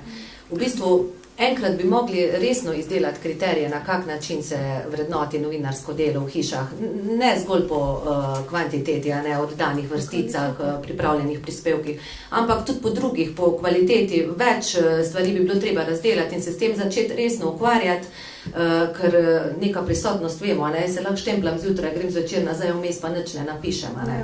Zdaj, kakemu novinarju je to v interesu, je res vprašanje, ne, mislim, vsak novinar, ki se gre novinarstvo, mora imeti v bistvu odnos do, najprej do publike, do hiše, za katero dela, in pa tudi do sebe, konc koncev, ne. Se podpišeš pod svoje izdelek, ne. Predvsem, mislim, neko lastno dostojanstvo tudi na nek način ohranjati na terenu. Pa ja, ne moreš priti, pa ne sam danes, nikoli po moje nisi mogel priti, ne, s ciljem v tako službo, kot je novinarska, da ti pač delovni čas čim prej mine, sploh pa ne, če si na terenu, ne. In v bistvu to zavezo in to odgovornost na vse te strani, ne, moraš imeti enostavno. Je pa res, tako si ti Antiša ugotavlja v bistvu, da so novinarji, ne, ki jim je pač cilj in bi mogoče bolj sodili na kako upravno enoto ali pa nekje, kjer je delovni čas pač na tak način normiran. Na drugi strani pa so novinarji, ki v bistvu garajo non-stop od jutra do večera in so izčrpani in na tak način v bistvu si jaz na dolgi rok sploh ne predstavljam takega tempa pri teh ljudeh, sploh mladih, ne, ki pridejo, kako bojo zdržali na tem tekočem traku. Jaz si res ne predstavljam pri tem, ne, da se bo podpisal in rekel, to je pa zdaj kakovostni novinarski izdelek, ker oddajaš tekste ali prispevke vedoč, kaj vse ti manjka. In to je v bistvu ena največjih frustracij, če si dober novinar, če si prizadevaš za to, da izpolniš vse, kar moraš, ne samo uravnoteženost, ki je primarni cilj RTV-ja, ampak v bistvu vse večplastnost, ne samo odzive, mogoče še kako dodatno poglobljeno, dodatni vir, ne. Če si za vse to prizadevaš, potem si vsak dan frustriran, če se vse nisi naredil, ker enostavno tega nisi uspel. Tako da to se mi zdi tudi eden od problemov, no. No, jaz, če dovolite, jaz bi morda polemiziral samo, jaz sem zelo zadržan, moram reči, jaz sem zelo zadržan do takih ali drugačnih oblik merjenja učinkovitosti. Ne mara kdo bo rekel, da sem povampirjeni neoliberalec, ampak nisem, ne. Ampak vendarle, jaz mislim, da jaz sem vreden toliko kot lastnik, direktor, urednik oceni, da sem jaz vreden. In ti si toliko vredna, tako jaz razmišljam. Žal ne gre tako. Žal smo ujetniki sistema, ki smo ga verjetno podedovali izpred 25, 30 ali 40 let, ki je normiran. In v kaj silijo norme? Jaz mislim, da v nič drugega kot v uravnilovko, zaradi tega, ker če si razporejen v nek razred, če imaš nek faktor določen, manj kot toliko ne moreš dobiti. In te ne sili pod milim nebom razvrstitev v določen faktor oziroma razred te ne sili nikamor. Niti k ambiciji, niti k delati več, še manj delati bolje, ampak ti imaš zagotovljeno tisto, bi rekel, svojo plačo in te, če nisi ambiciozen, prav veliko te ne zanima. Zato sem jaz zelo, zelo zadržan do tega, da se ob prihodu v službo se te razvrsti nekam in potem tebi določene stvari pripadajo. Zakaj pa? Na podlagi česa? Lahko se švercaš od prvega dne. Poznamo take primere, jaz jih osebno poznam. ljudi, ki so bili razporejeni nekam in so se švercali od 3. dne naprej. Kar se meni zdi grozljivo, se mi zdi neodgovorno, ampak s tem moramo živeti. In s tem uredniki moramo živeti, se s tem ukvarjati in zaradi tega trpeti, ker nam po drugi strani skozi ta ista vrata v pisarno hodijo ljudje, ki imajo pa normo preseženo za 100 ali celo več kot 100%, pa jim zato ne moreš ponuditi nič. Unga tam spodaj ne moreš sankcionirati, tega zgoraj ne moreš motivirati oziroma stimulirati. In imaš lepo ročice zvezane in delaj. Eno stvar sem samo hotel dodati. Jaz sam imam izkušnjo dela v kolektivu v Ljubljani notranje politični redakciji, kjer nas je bilo 16 do 20 novinarjev, ne vem, na pamet. Ampak vseeno je drugače potem delati kot dopisnik. Namreč iz vidika, po mojem mnenju, ene odgovornosti do ljudi. Namreč Radio Slovenija ima v Spodnjem Podravju, pa zdaj še v Obsotelju, enega človeka. Tako kot ima v Prekmurju eno, pa ima v Celju enega človeka. In če ta en ne bo naredil neke zgodbe, to pač ne bo narejeno. Ne? In vseeno mislim, da se bistveno težje novinarji, ki smo sami, pa to zdaj ni samo pomilovanje nič, bistveno težje švercamo v narekovajih, kot pa se švercaš v skupnostih, kjer sem tudi jaz delal prej. Ne? Ker če nas je 20, se je bistveno lažje prišlepati, pa če sem sam. Toliko moj dodatek, mogoče za zaključek tega tematskega sklopa, hočem načeti še eno temo. Antiša, vem, da si bil ravno pri besedi, pa vseeno. Tudi vi ste bili deležni v vašem mediju lastniške spremembe. Hočem načeti temo vpliva novih lastnikov, pa mogoče tudi političnih struktur skozi lastništva medijev na novinarje, na urednike. Pri vas je zdaj, mislim, Koprska komunala prevzela nek delež v vašem mediju. Kako se to čuti pri vašem delu, če se čuti, kaj se pričakuje v vašem mediju, kaj so novi lastniki povedali, kaj pričakujejo od vas? Novi lastniki niso povedali še ničesar. Novi lastniki so seveda pro forma lastniki, pravi lastnik je seveda občina, ki se dela, da to ni, ampak pač no. Tako je. Tisto, kar je bolj zaskrbljivo pri tej stvari, je seveda ne toliko to, da je Gašpar Mišič noter s 17%, oziroma Boris Popovič. Problem je nekje druge. Problem je, po mojem, izražena ambicija, da pridejo na več. Da pridejo na več kot obstoječih 17% približno. Ne? Niso še povedali ničesar. Je pa pritisk, in to bi želel povedati, je pa pritisk stalen. Pritisk je v bistvu zelo pogosto na način, da ne komentirajo. So bila obdobja, ko koprska administracija absolutno ni komunicirala s Primorskimi novicami. Če si to lahko predstavljate, si dejte, ampak to pomeni, da če je novinarka Primorskih novic pisala na občino ali pa klicala na občino z vprašanjem, kako draga je bila energetska sanacija vrtca v Svetem Antonu, to je v zaledju Istre, ni pa odgovora. Lepo vas prosim, ne? Mi se ukvarjamo s tem.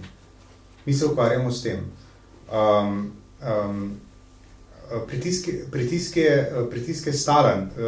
Koprska občina ima neko vzporedno spletno stran, ki se reče koper.si, in tam je pred kakšnim mesecem, recimo, ne, je Boris Popovič se usedel pred kamero. 10 minut je dobesedno pljuval, če je kdo gledal, novinarja Primorskih novic, ki je v eni kolumni pač bil zadržan do dogodkov v Koprskem nogometnem klubu, kamor je koprski župan pred časom skozi velika vrata vstopil.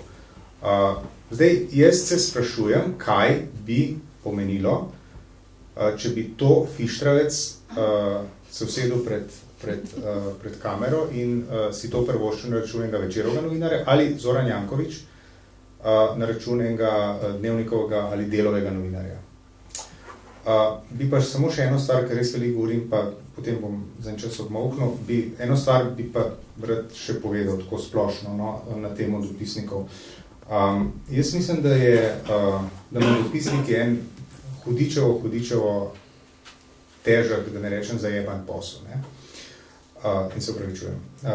Zaradi tega, ker dopisniki v bistvu, tako bom rekel, ne? Zelo lahko je iz Ljubljane govoriti kakšen lopov je nekdo v Velenju, ali pa v Celju, ali pa v Laškem, ali pa v Mariboru. Ne?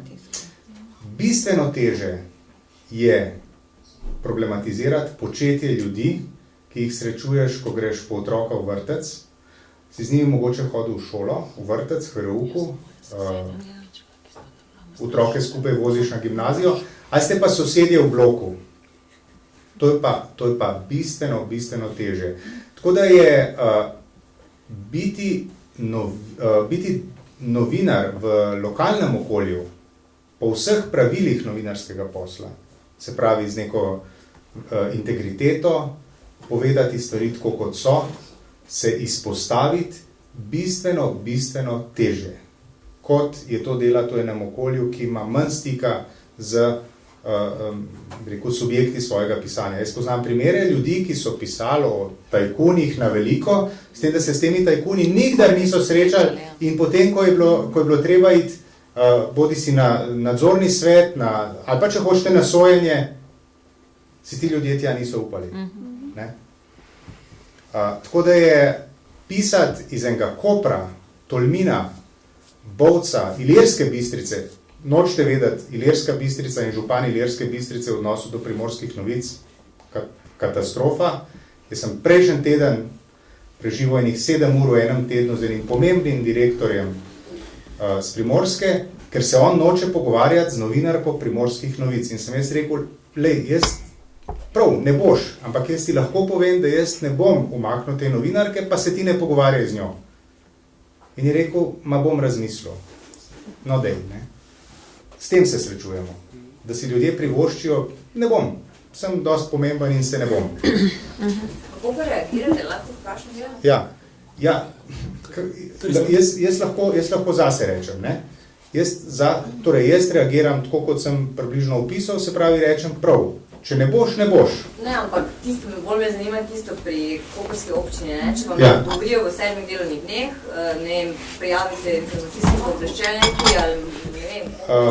Mislim, da v enem ali 2 primerih smo tudi si pomagali z pooblaščenko. Sicer sem pa jaz tako, na ene 3-4 mesece grem z županom na kavo, pa se potem ene 2 uri pogovarjava, in mu jaz dopovedujem, da morda ni neumno, da se pogovarja, zato ker, kot sem mu enkrat tudi povedal, ne, on bo župan, pa bo mogoče še leto, 2 ali pa 5, potem pa ne bo več, časopis bo pa še vedno.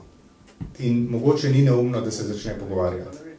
Sicer pa navodilo dam vedno novinarjem, ko jaz vprašam, zakaj pa ni noter komentarja občine, ja pa se nič ne povejo, se neko napiši. Zaradi tega, ker ko bereš članek, ti manjka ključna informacija in bralec dobi občutek, da nisi opravil domače naloge. Napiši. Ker bralci ne vejo, kaj imate z njimi. Saj zato pa. Ko je Antiša govoril o pritiskih občine Mojca, ti zelo veliko, krat ste bili na Štajerskem tedniku, tudi komentarje ste pisali na to temo, koliko občine razumejo vaš medij kot podaljšano roko včasih, ko ne bi smeli preveč negativno pisati. Kako se vi soočate s tem?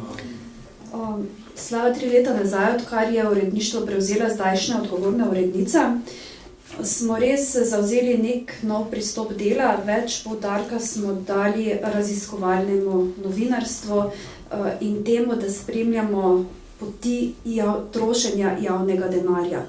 No in potem smo naredili na velik konflikt med nami kot novinarji in župani.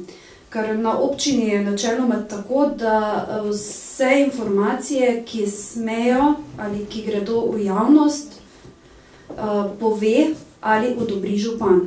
Torej, običajno je tako, da je pač župan v teh naših manjših podeželskih občinah tudi skrbi za odnose z javnostjo. In dejansko smo bili tudi novinarji vajeni tega, še kot radijska novinarka takrat, da smo skoraj da za vsako stvar, za izjavo poklicali župana. Torej, župan je dejansko bil vseved, ne? da je odgovarjal na vsa naša novinarska vprašanja. In potem s tem novim raziskovalnim principom in načinom dela smo pa torej sproducirali na nek način konflikt z občinami, ko pa več ni obveljala županova, ne? Ker župan je povedal mnenje o neki stvari, ki pa ni nujno, da je resnično, oziroma da to, kar je on povedal v izjavi, tudi drži, da je to dejstvo. In preden so se nekako navadili na to, da pa ni samo dovolj, da nekaj povejo, ali da celo mogoče povejo neresnično stvar, je pa trajalo kar 1-2 leti. No. In so zdaj nekako se navadili, potem je bilo veliko vprašanj, zakaj vas to zanima, zakaj je to pomembno, kaj želite s tem povedati. Pa smo vprašali recimo samo podatke o neki investiciji, kdo so bili izvajalci, kje, kdaj je bil objavljen razpis, koliko je bilo ponudb. Se pravi, sledili smo samo potrošnji javnega denarja. No in teh konfliktov z občinskimi funkcionarji in župani je bilo kar nekaj. Jana, mogoče koliko je pri vas teh tovrstnih konfliktov? Večina teh občin, ki jih pokrivate, seveda ne živite v njih, vseeno opozarjate na nekatere nepravilnosti.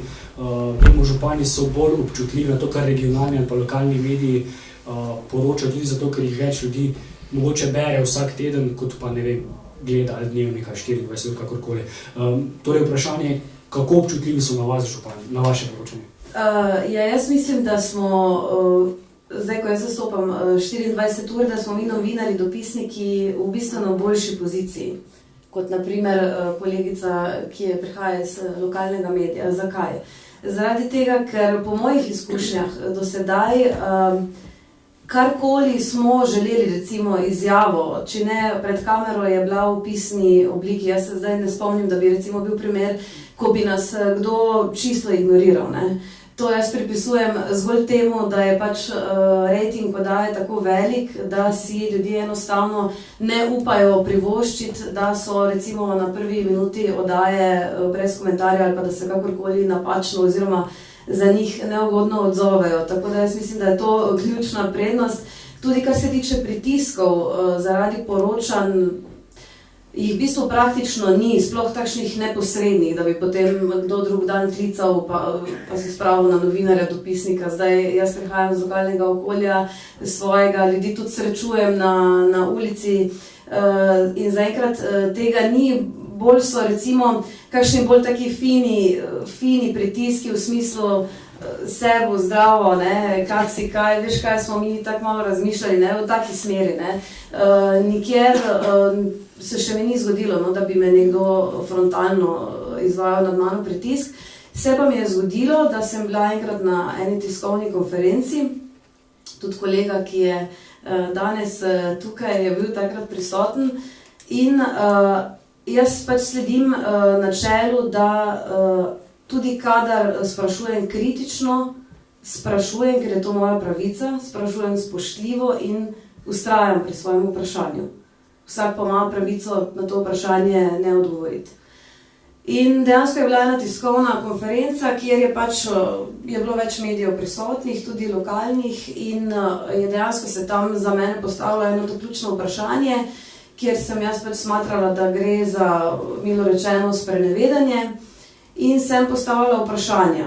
In so verjetno takrat tisti lokalni predstavniki pač misli, ok, ena se je opogumila, tu vmes pa postavila vprašanje, zdaj pa nehala, ne. Ampak ker je bilo pač temu vprašanju sledilo drugo, pa tretjo, so postajali tisti sogovorniki vedno bolj nervozni, ne. Tudi ostali, koliko sem pač lahko opazila, mediji so se malo zmrdovali, ne, češ kaj zdaj ona tu krade čas na tej tiskovni konferenci.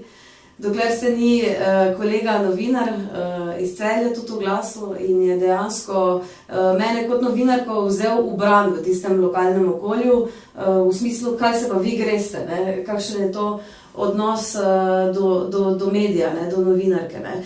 Tako da ljudje so različni, ne, oblast je slast, verjetno v vsakem okolju obstaja neka želja, oziroma to je vse prisotna in ves čas prisotna želja politike, da obvladuje medije, ampak jaz mislim, da dejansko moramo poročati tako, kot je. Moramo enostavno biti korektni, ampak ustrajati pri svojem. In velikokrat se mi zdi, da sploh recimo v lokalnih okoljih je tako, da razni predstavniki, tudi tisti, ki so izvoljeni strani ljudstva, enostavno ne razumejo, da ko se pogovarjajo z novinarjem, se ne pogovarjajo z mano kot z Jano Ujčič, ker mene to pač osebno zanima. Ampak se pogovarjajo z nekom, ki predstavlja javnost, ki bo to, kar pove, dal to informacijo ljudem. Ker jaz nisem tam zato, ker pač mi je, ampak zaradi tega, ker opravljam svojo službo kot svoje poslanstvo in skozi razmišljam, kako bom to informacijo, to zgodbo predstavila ljudem.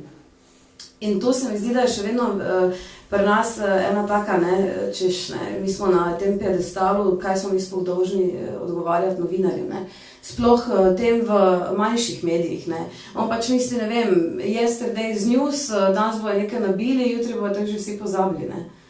Tako da te zadeve so zelo kompleksne, ampak meni je ključno vodilo to, da karkoli delam, da lahko grem z mirno vestjo spat in da se tudi temu človeku, ki je recimo razburjen, ker pač ljudje različno to doživljajo, pogledam v oči. In to se mi zdi ključno vodilo. Nikoli pa mi ni vodilo, to pa tudi moram poudariti, nekoga nabijati zaradi zgodbe. Ko mi bo to enkrat postalo, potem v tem poklicu več ne bom. Kar je tudi praksa ponekod. Kar je tudi. To si moram priznati. Posebej v meni mediji. Tega ne čutim. Jaz sem hotela dodati v bistvu prav to, ko govorimo o odgovornosti do javnosti oziroma tudi o javnem denarju, davkoplačevalskem denarju. Ena posebna točka so seveda tudi glasila občin oziroma občinski mediji in to v bistvu po moje v novi medijski strategiji bi moglo biti eno ključnih področji, ker bi mogli pač na novo opredeliti, kaj dejansko mediji so. Po moje to niso mediji, Kdo v imenu nekega določenega obdobja, ko v bistvu medij uporablja za reprezentacije svoje oblasti oziroma za neko politično propagando, v bistvu lahko, to je zloraba medija, ne uporaba medija. In v bistvu je to zelo pomembno področje, ki se bi ga bilo treba resno lotiti, če mislim, da je to velika odgovornost, da gre za to v Sloveniji preveč denarja. Ker vemo, da pač v bistvu ne opravljajo funkcije, za katere se postavljajo, to ni informiranje občanov, zato obstajajo neki drugi kanali, Sploh zdaj jih je veliko več, kot jih je bilo v preteklosti. To je v bistvu vsakokratna reprezentacija oblasti in gre za utrjevanje te oblasti na vsaki drugi strani občinskega glasila, praviloma pač se zahvaljujejo županom oziroma gledamo slike županov. Ob robu tega političnega pa bi vseeno omenila še tudi kapitalske pritiske, se so vedno obstajali, samo v današnjem položaju medijev, sploh tiskanih. Vemo, da za oglaševalce poteka oster boj in včasih se o nekom ne piše, zato ker je oglaševalec, Mislim, poznamo tudi te primere, ampak enostavno mislim, to so zdaj meje postale pač v bistvu zelo, zelo tanke, Sej nekdo mogoče nima s tem problema, Sej koncev bi mogoče tudi sicer bila taka informacija, ampak te težnje in te tendence, glede na to, v kakem ekonomskem položaju so mediji, so zdaj tudi v bistvu resna grožnja neke novinarske avtonomije. Želela sem dodati glede teh lokalnih občinskih časopisov. V našem okolju imamo tudi občinski radio in občinske televizije. Tako da več ali manj so uredniki teh medijev tako ali tako župani. In spomnim se, da sem, mislim, da res napisala en uvodnik enkrat župan kot vsemogočni bog, ker dejansko imajo oziroma ali smo jim pa tudi mi v roke nekako položili takšno moč, ker smo brez njih dejansko ni bilo v preteklosti informacije, ki je šla v javnost. Zato je pa zdaj tudi toliko težje, ko sprašujemo po kakšnih stvarih, ki so za njih neprijetne in se potem tudi zavijajo v molk. Ne razumem pa tega, ko sprašujemo po stvarih, ki so čisto informativnega značaja, neproblematične, ko ne gre za neko raziskovalno delo, da pa tudi takrat ne odgovarjajo, s čimer se tudi na Ptujskem srečujemo. To, kar zdaj govoriš, Mojca, poleg tega je še druga stvar, Mi smo se tudi že prej srečevali s tem, da ljudje niso upali povedati česa, ne? Ampak zdaj pa vedno več ljudi, ki so tako prestrašeni, da ne upajo se niti pogovarjati z novinarjem, ne? Ker se boji, pa tudi če se pogovarjajo samo o čisto osebnih stvarih, ne? Zato je tudi dosti težje priti do ene verodostojne informacije in zato je tudi delo, recimo raziskovalno delo novinarja toliko težje, ne? Jaz vem, ko smo se mi ukvarjali z domom upokojencev v Ptuj, to je bilo 8 let mojega dela, recimo, ko smo začeli in do takrat, ko so se stvari obrnile. Ko je, pa zdaj ni pomembno, bivša direktorica, nova direktorica, ko so na ministrstvu končno dojeli, da je v sistemu nekaj narobe, ne gre zgolj za... Ja, se še niso, ja. Ampak gled, ne, da so oni sploh, da smo prišli do tega, da smo jim razložili, da tu nekaj ni v redu. Če je ta dom v Sloveniji najboljši, ja, Madonna, kakšni so šele drugi.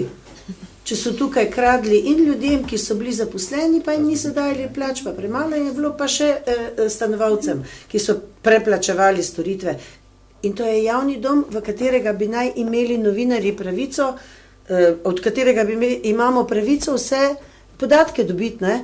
Kaj je potem še lepo so drugo, ampak to je samo en mikrodelček od vsega drugega, ko govorimo o bankah in tako naprej, ne? Tako da se mi zdi, da je zdaj delo novinarja dosti težje v teh razmerah, kot je bilo prej, ne?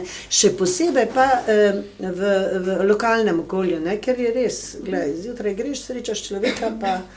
Ja, ampak, ne vem, jaz recimo, kar se pritiskov tiče, sem njih imela, so me poklicali, pa gospodi župani, pa če se on drn na mene, sem se pes na njega nazaj. Kaj se ima zadret, ne?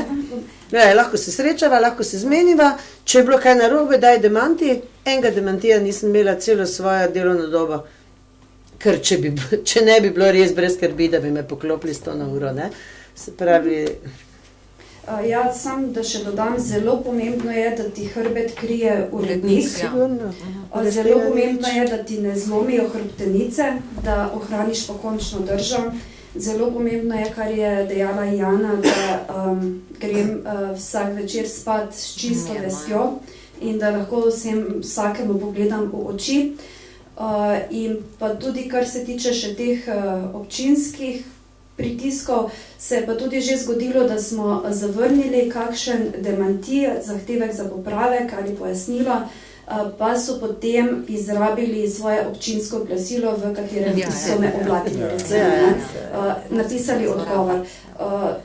Nek župan z Ormoškega je denimo celo komunizmo, šlo je samo za naslov, ki mu ni bil pogodo in ki je dejansko izražal dejansko stanje in potem, ker nismo objavili njegovega pisma,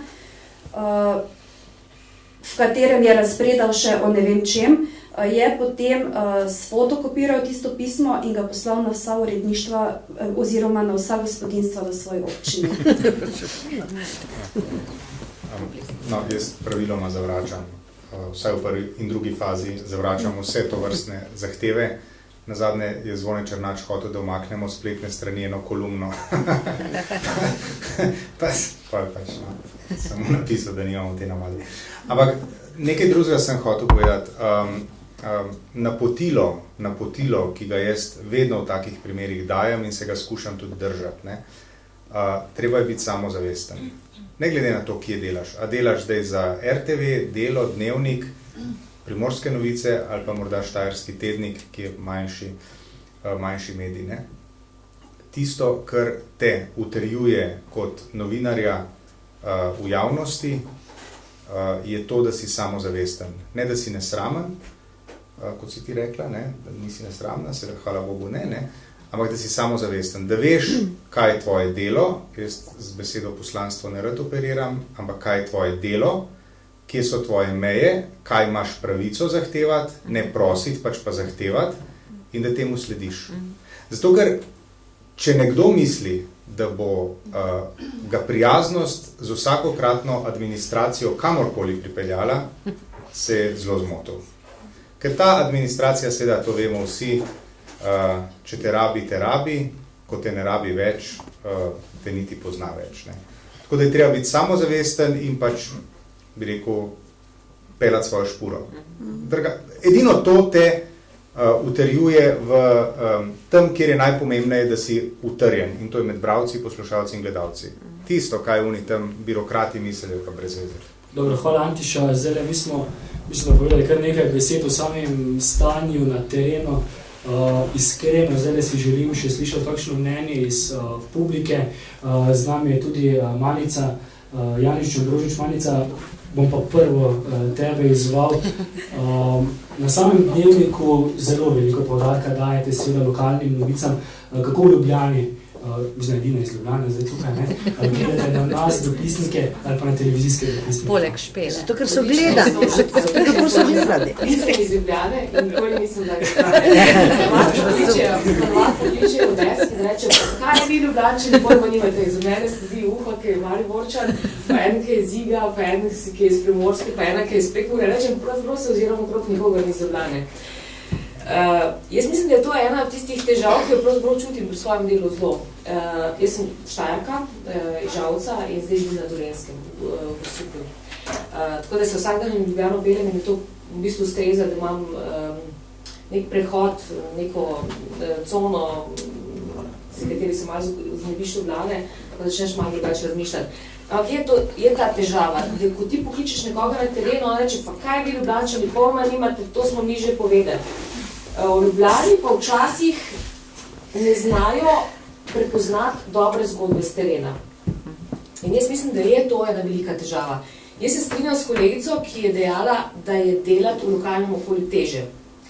Jaz se globoko strinjam s tem. Jaz bi težko, po vseh mojih osebnih izkušnjah, ki jih imam z ljudmi, ki so se pojavili v mojem zasebnem življenju, hkrati v mojem profesionalnem življenju, zasebno se nismo prav dobro lepo več gledali. Žal je to tako. In zjutraj srečati nekoga, ki si ga prejšnji večer v pravu oddaji na vratih vrtca, meni je to težko. In se mi zdi, da je to izjemno zahtevno. V lokalnem okolju, ko si ti odvisen od ljudi, ki ti plačujejo, ki ti prispevajo k tvojemu mediju, je to po moje nepredstavljivo. Pritiski, ki jih čutimo mi v nacionalnih medijih, so seveda politični in gospodarski, in jih čutimo ves čas in vedno več jih je, to si moramo priznati, ampak na lokalnem okolju smo moja še mečka bolj neposrednika, človeka dejansko srečaš lahko vsak dan, vsakem trenutku v Merkatorju, v Tušu, v Šparu in je to po moje neprijetno. Ampak vendarle, naj se vrnem k moji osnovni ideji. Absolutno menim, da je, in to povem povsem samokritično, tudi v informativnem programu televizije Slovenija se mi včasih zdi, da prepogosto naša poročanja omejujemo na ta krog parlament, torej Maxi Market, predsedniška palača, potem pa nekako tam nekje se pa tudi zaključi. Vse se dogaja tam, vsako klopo izpred vlade. Absolutno. Menim, da je to ena od večjih pomanjkljivosti, ki se je v zadnjih letih. In če vidim, kaj gledalce res pritegne, ko vidimo odzive, ko nam pišejo, ko nam odgovarjajo, gledalci res ves čas pišejo, komentirajo, kličejo in tako dalje, v bistvu pogrešajo te zgodbe, uredniki jih pa včasih ne znamo prepoznati, zato ker se nam zdi pomemben vsak odbor, pa ni. In tukaj je po moje tisti trenutek, ko smo mi približno 10 leti izgubili gledalstvo ali pa del bralstva in pozabili, da ljudi pravzaprav zanimajo neke čisto druge teme. Mi imamo oddajo, ki se imenuje Slovenska kronika, in ko včasih gledamo slovenske kronike in razmišljamo o temah, ki smo jih objavili, in se rečem, ne bi kdo pojasni, kaj je tukaj ljudi pritegnilo. Ampak večinoma so to res majhne zgodbe. Ko se pogovarjam s študenti novinarstva, povem, da je daleč največ odziva, mislim, da lani ali predlani pri nas požela zgodba, o kateri so nam ljudje pisali približno teden dni, in sicer je bila zgodba o izgubljenem psu. Pri madžarski meji je zgodil se kuža, prišel na slovensko stran, lastniki so mu dali novo ime in potem je vendarle nekako so šli z nekimi napisi tudi na madžarsko stran, potem so naši. Torej, teden dni smo dobivali gledanosti, torej odzive, in mislim, da je bil to eden najbolj gledanih prispevkov recimo v nekem obdobju prek prispevek o psu, reportaža o psu. Skratka, včasih se mi zdi, da je ta komunikacija slaba. Ko nekdo z Ljubljane pokliče in reče, rad bi naprimer v Maribor novo zgodbo, ali pa recimo danes se je izvedelo, da recimo dolgovi Mariborske škofije, se na drugi strani včasih nekdo glasi pa reče, o tem smo že poročali, ne bomo. Če imaš ti urednika, ki si to vendarle želi in na drugi strani nekoga, ki pravi, ne, to smo že, vi Ljubljančani ne razumete, je ponavadi slab dogovor. Ali dobimo je slab prispevek, ali prispevka ni in naslednjič se kolega še slabše pogovarjata. Po drugi strani je pa res, da marsikateri urednik ne zna prepoznati zgodbe, ko nekdo pokliče pa reče, tukaj imamo izgubljenega psa. Je kaj zgodba? Ja, v bistvu pes je našel lastnika. V tistem trenutku je bil en dober urednik, ki je rekel presodo, pogledal prispevek in je rekel odlično. In ga objavil. Jaz mislim, da ni prav veliko urednikov, ki bi se za to odločili, ampak to je bila dobra odločitev. Skratka, jaz verjamem in upam in si želim, da bo tudi v mojem mediju v prihodnjih letih več prostora za lokalne novice, zato ker smo se v zadnjih letih naučili, da je bila to ena naših največjih napak, da smo to spregledali. Ali pa recimo podcenjevali in da se počasi moramo začeti umikati iz središča Ljubljane in opazovati, kako živijo ljudje v Sloveniji in kaj se jim pravzaprav dogaja. Malce, te lahko sem nekaj še vprašam. Je zanimivo, in televizija, in radio imata isto finto. Vi zaključite dnevnik, pa začnete Slovensko kroniko. Radio Slovenija ima pa lokalno problematiko, pol pa začnejo z neko zelo dobro stvarjo, ki ni niti manj problematična. Ampak zakaj je vedno to recimo meni se zdi to v časopisu, vem, tam bom našla, da se toliko ločuje, recimo lokalno dogajanje pa kao osrednjo, ki je vedno tako vezano na politiko ali pa na neke gospodarske zgodbe. In pol tudi recimo se dogaja, da v časopisih in druge imaš kultura. Če se je zgodila na Ptuju, ni na strani kulture, ampak je recimo tam, kjer imate Ptuj, Podravje, recimo, če je neka zgodba vezana na gospodarstvo, je v tistem delu, ko je za lokalne, ko je za Slovensko kroniko, namesto da bi bila sprejeta. Tu se vidi tudi ta uredniška presoja, po moje. To so neki vzorci, ki smo se nalezli, slabi vzorci, ki smo se jih nalezli v zadnjih letih. S to obsedenostjo, s to nacionalno politiko in s tem, kar se dogaja na Šubičevi Ljubljani. Absolutno se strinjam. Ampak verjamem, da se v zadnjih letih to vendar začne malo spremeniti, zato ker se tudi rejtingi kažejo, kaj pravzaprav ljudi zanima, da so pri teh zgodbah, ki se dogajajo v lokalnem okolju, da v bistvu pritegnejo več gledalcev. Sigurno. In je to zelo dragoceno. Mislim, da smo se tukaj nekaj zelo pošteno naučili, res. Se so svetovni komunikologi že pred 30 leti ugotavljajo, da lokalna informacija bo vedno bolj pomembna, ravno zaradi te spreminjajoče se. Treba je seveda priznati, pri RTV-ju je seveda ta upetost, globalno in lokalno.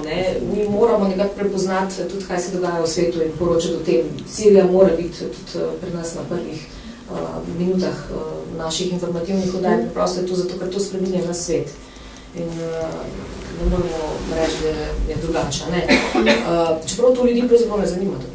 Čeprav je ta tuja dopisniška mreža v bistvu res ključno, kar RTV ima. Absolutno, mi jo še ohranjamo, je še vedno imamo, je še vedno vleče, je pomembna, da poslušamo ohranjati, da bi se zdravljanje posod manj in nas skrbi posod, da bi bilo tudi te dopisniške mreže manj. In hkrati seveda dopisniška mreža po Sloveniji, za nas so seveda dopisniki izjemno dragoceni in vsi dogodki, ki smo jih pokrivali, večji dogodki v zadnjem času, ko imamo dopisniško mrežo vpeto v prve minute, Žled, Begunci in tako dalje, izjemni rezultati, odzivi ljudi izjemno pozitivni, rezultati gledanosti izjemno pozitivni, to ljudi dejansko zanima. Ja, ne zanima pa recimo, kaj je Franc Jurša rekel v parlamentu, ki mora biti na drugem mestu, recimo, ali pa kar je bivši Franc Pukšič eksplodiral v parlamentarnih klopeh, pa je vedno na drugem mestu. Ja, ne vem, če je ravno vedno, Ja, kadar nič ne reče, tam ni. Jaz ne verjamem, da je vedno nič ne reče. Jaz mislim, da je to zelo nastavljeno videnje. Jaz mislim, da je preprosto vsak človek, ko pride tisto jutro v službo in je urednik oddaje, stoji za njo in vam lahko pojasni, zakaj se je tako odločil.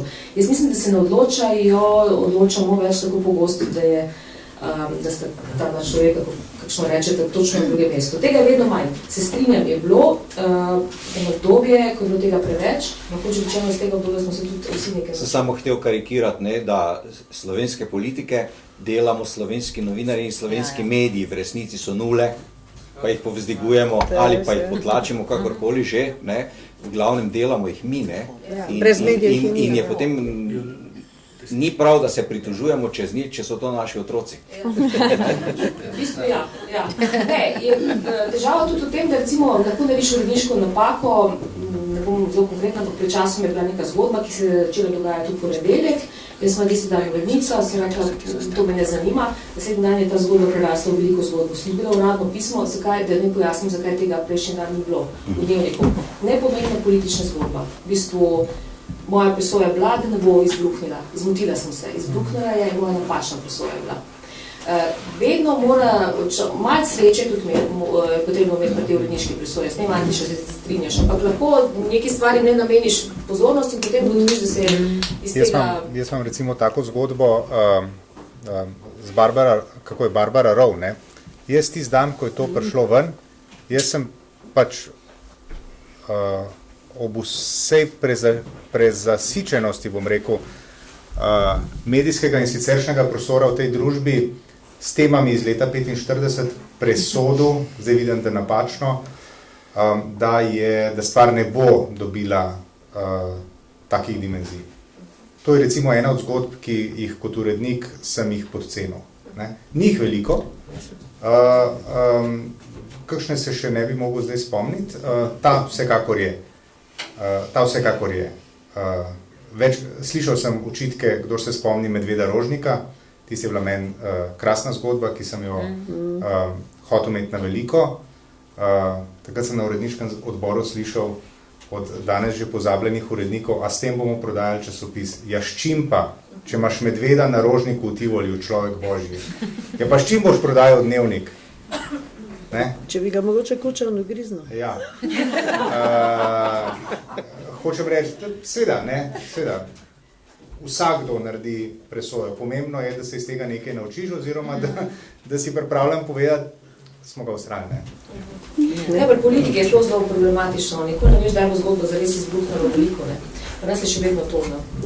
Nepredvidljivost političnega prostora in vsi ti interesi v zadju, ki ti v bistvu lahko sprožijo zgodbo in ti jo v bistvu zvlečejo naprej. Sploh, če se konkurenca odzove, če me razumete.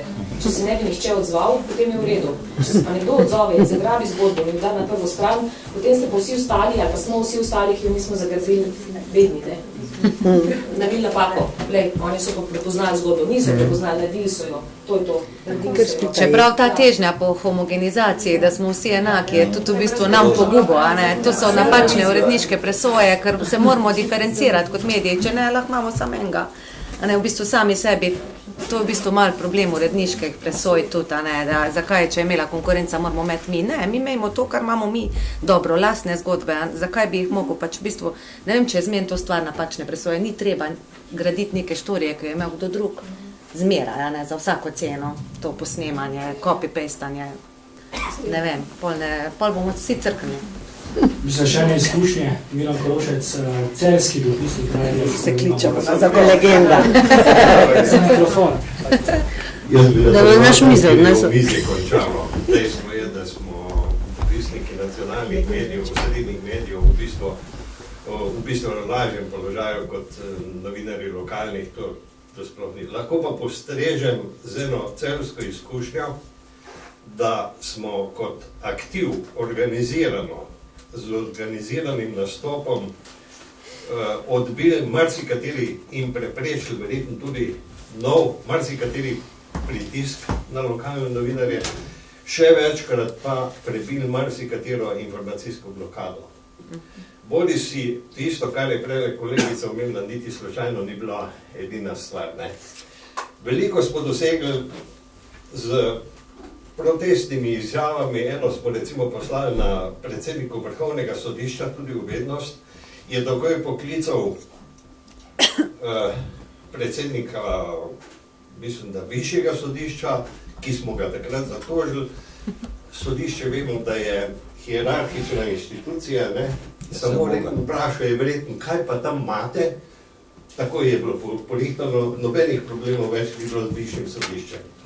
Veliko smo dosegli samo z grožnjo z informacijsko pooblaščenko. Veliko smo dosegli s pogovori. Mi smo pripravili pogovore s policijo, s sodiščem, z raznimi ustanovami. Povabili smo v Celje informacijsko pooblaščenko in na pogovor povabili vse možne PR-ovce, kar smo jih poznali po občinah in tako naprej. Nataša vehementna, kakršna je tam marsikaj razložila tudi na kak plastičen način in moram reči, da so taki pogovori bili zelo učinkoviti. In zdaj, če oživljate aktiv na Ptuju, imate recimo, vam dam pobudo, res, tu pa apeliram tudi na vodstvo nacionalnega društva, ne? Tako nacionalno društvo kot aktivi bi morali na tem področju ogromno narediti, s tem lahko veliko pomagajo tudi kolegom v teh lokalnih medijih. Ja, to je res, ja. Zdaj pa, ko sem že pri besedi, ne, če se vrnem na osnovno temo, s katero ste me zvabili sem, to je ukinjanje dopisništev pa tak naprej. Jaz nisem prepričan, da je tole, kar zdaj delajo ukinjanje dopisništev, odpuščanje dopisnikov in tako, in to samo posledica tega, kar pač tile novi medijski lastniki delajo s svojimi mediji, kar ni več in z novinarji, tu ni več niti, jaz trdim, tu ni več niti kapitalizem, to je ekonomski ludizem, ne. Jaz vidim problem bistveno večji. Pomislimo, komu je lahko v interesu to, če se spet vrnem na lokalni nivo, da o agoniji tovarne nogavic Polzela raje poroča specialist iz Ljubljane, gospodarski specialist iz Ljubljane, kot pa dopisnik, ki živi v tem kraju, ki živi s temi ljudmi, pozna njihove stiske, ima z njimi otroke skupaj v vrtcu in tako naprej, skratka pozna socialno sliko in morebitne posledice stečaja. Vemo pa, kako bo poročal pa en specialist iz Ljubljane, ki nikoli ni bil v tej štum fabriki in ki ima vse informacije, ki jih o njej ima, mu jih je prišepnil en bankira, ne? In on bo pa pisal, kdaj za Božjo voljo bosta država in bankiri nehali metati denar v to vrečo brez dna in potopili fabriko. Komu je tu v interesu?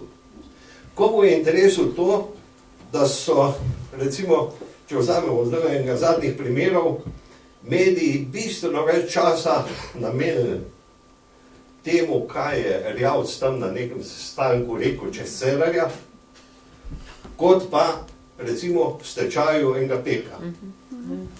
Komu je v interesu? To je očitno v interesu politike.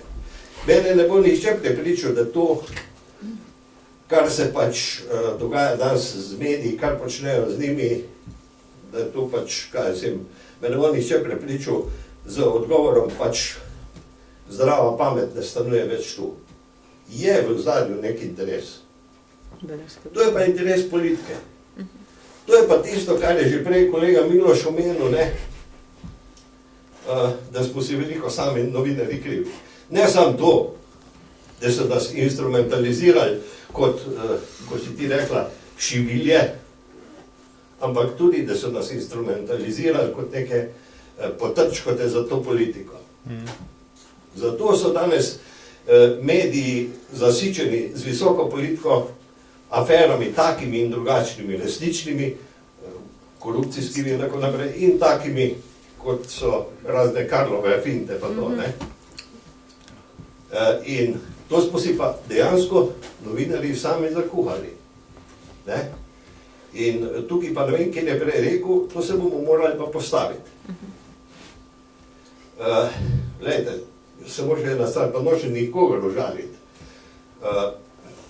Pomislimo, kdo so uredniki uredništev za dopisništva po medijih.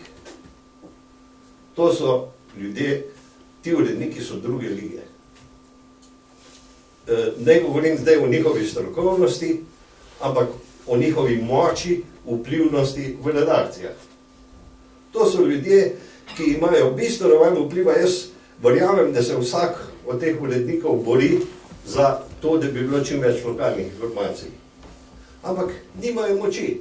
Očitno notranja politična redakcija jih preglasi. In zato jaz pravim, ne, da so v zadnju neki interesi. In dokler se tim interesom ne bomo uprli, dokler se bomo pustili instrumentalizirati, bo pač tako, kot je. Samo toliko. Hvala, Miran. Se opravičujem, malo sem dolgi. Še naprej predajamo besedo do občinstva, zdaj tisti, ki ste na tej strani, dopustno šlo brez mikrofona, tako da kar korajžno. Če ne pa jaz, sem prepričan, da tamle ob kozarčku še bomo rekli kakšno besedo, tako da... Ne, pa bi jaz vseeno potem... Izvoli, Majda. Ja, jaz bi zdaj...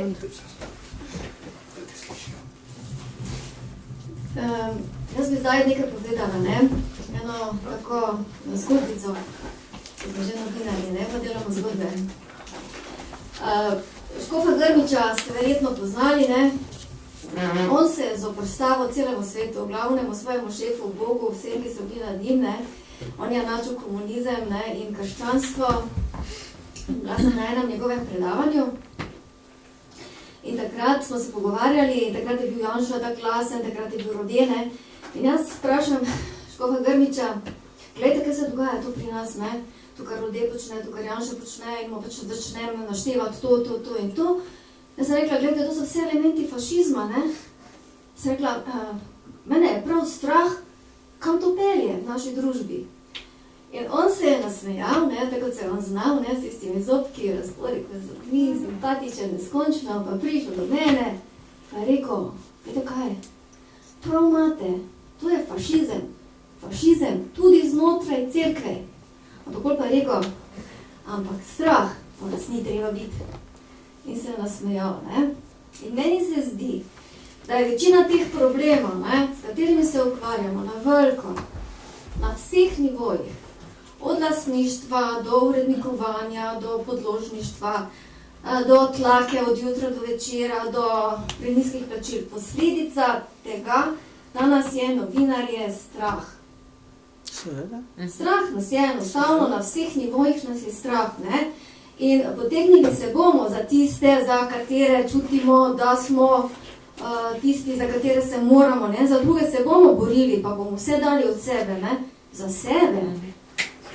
Pa nikoli, ne? Nikoli, to se bo potegnilo. In glavni razlog, kar se mene tiče, ne, je to, da nas je strah, ki nas obvladuje, ne?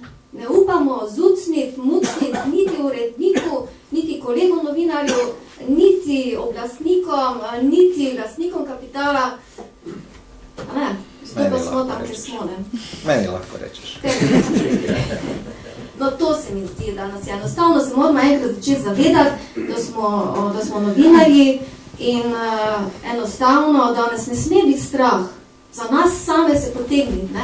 Vsaj verodostojnost pred ljudmi zgubljamo, s tem, ne, se ste sami rekli, ne? Res zgubljamo verodostojnost pred ljudmi, če se ne znamo za sebe potegniti, kak se bomo zanje, ko bodo res rabili našo pomoč. Vse nam, vete, na terenu sami, da nam dostikrat ne verjamejo, ne? Včeraj, recimo, pa Mojca, ne,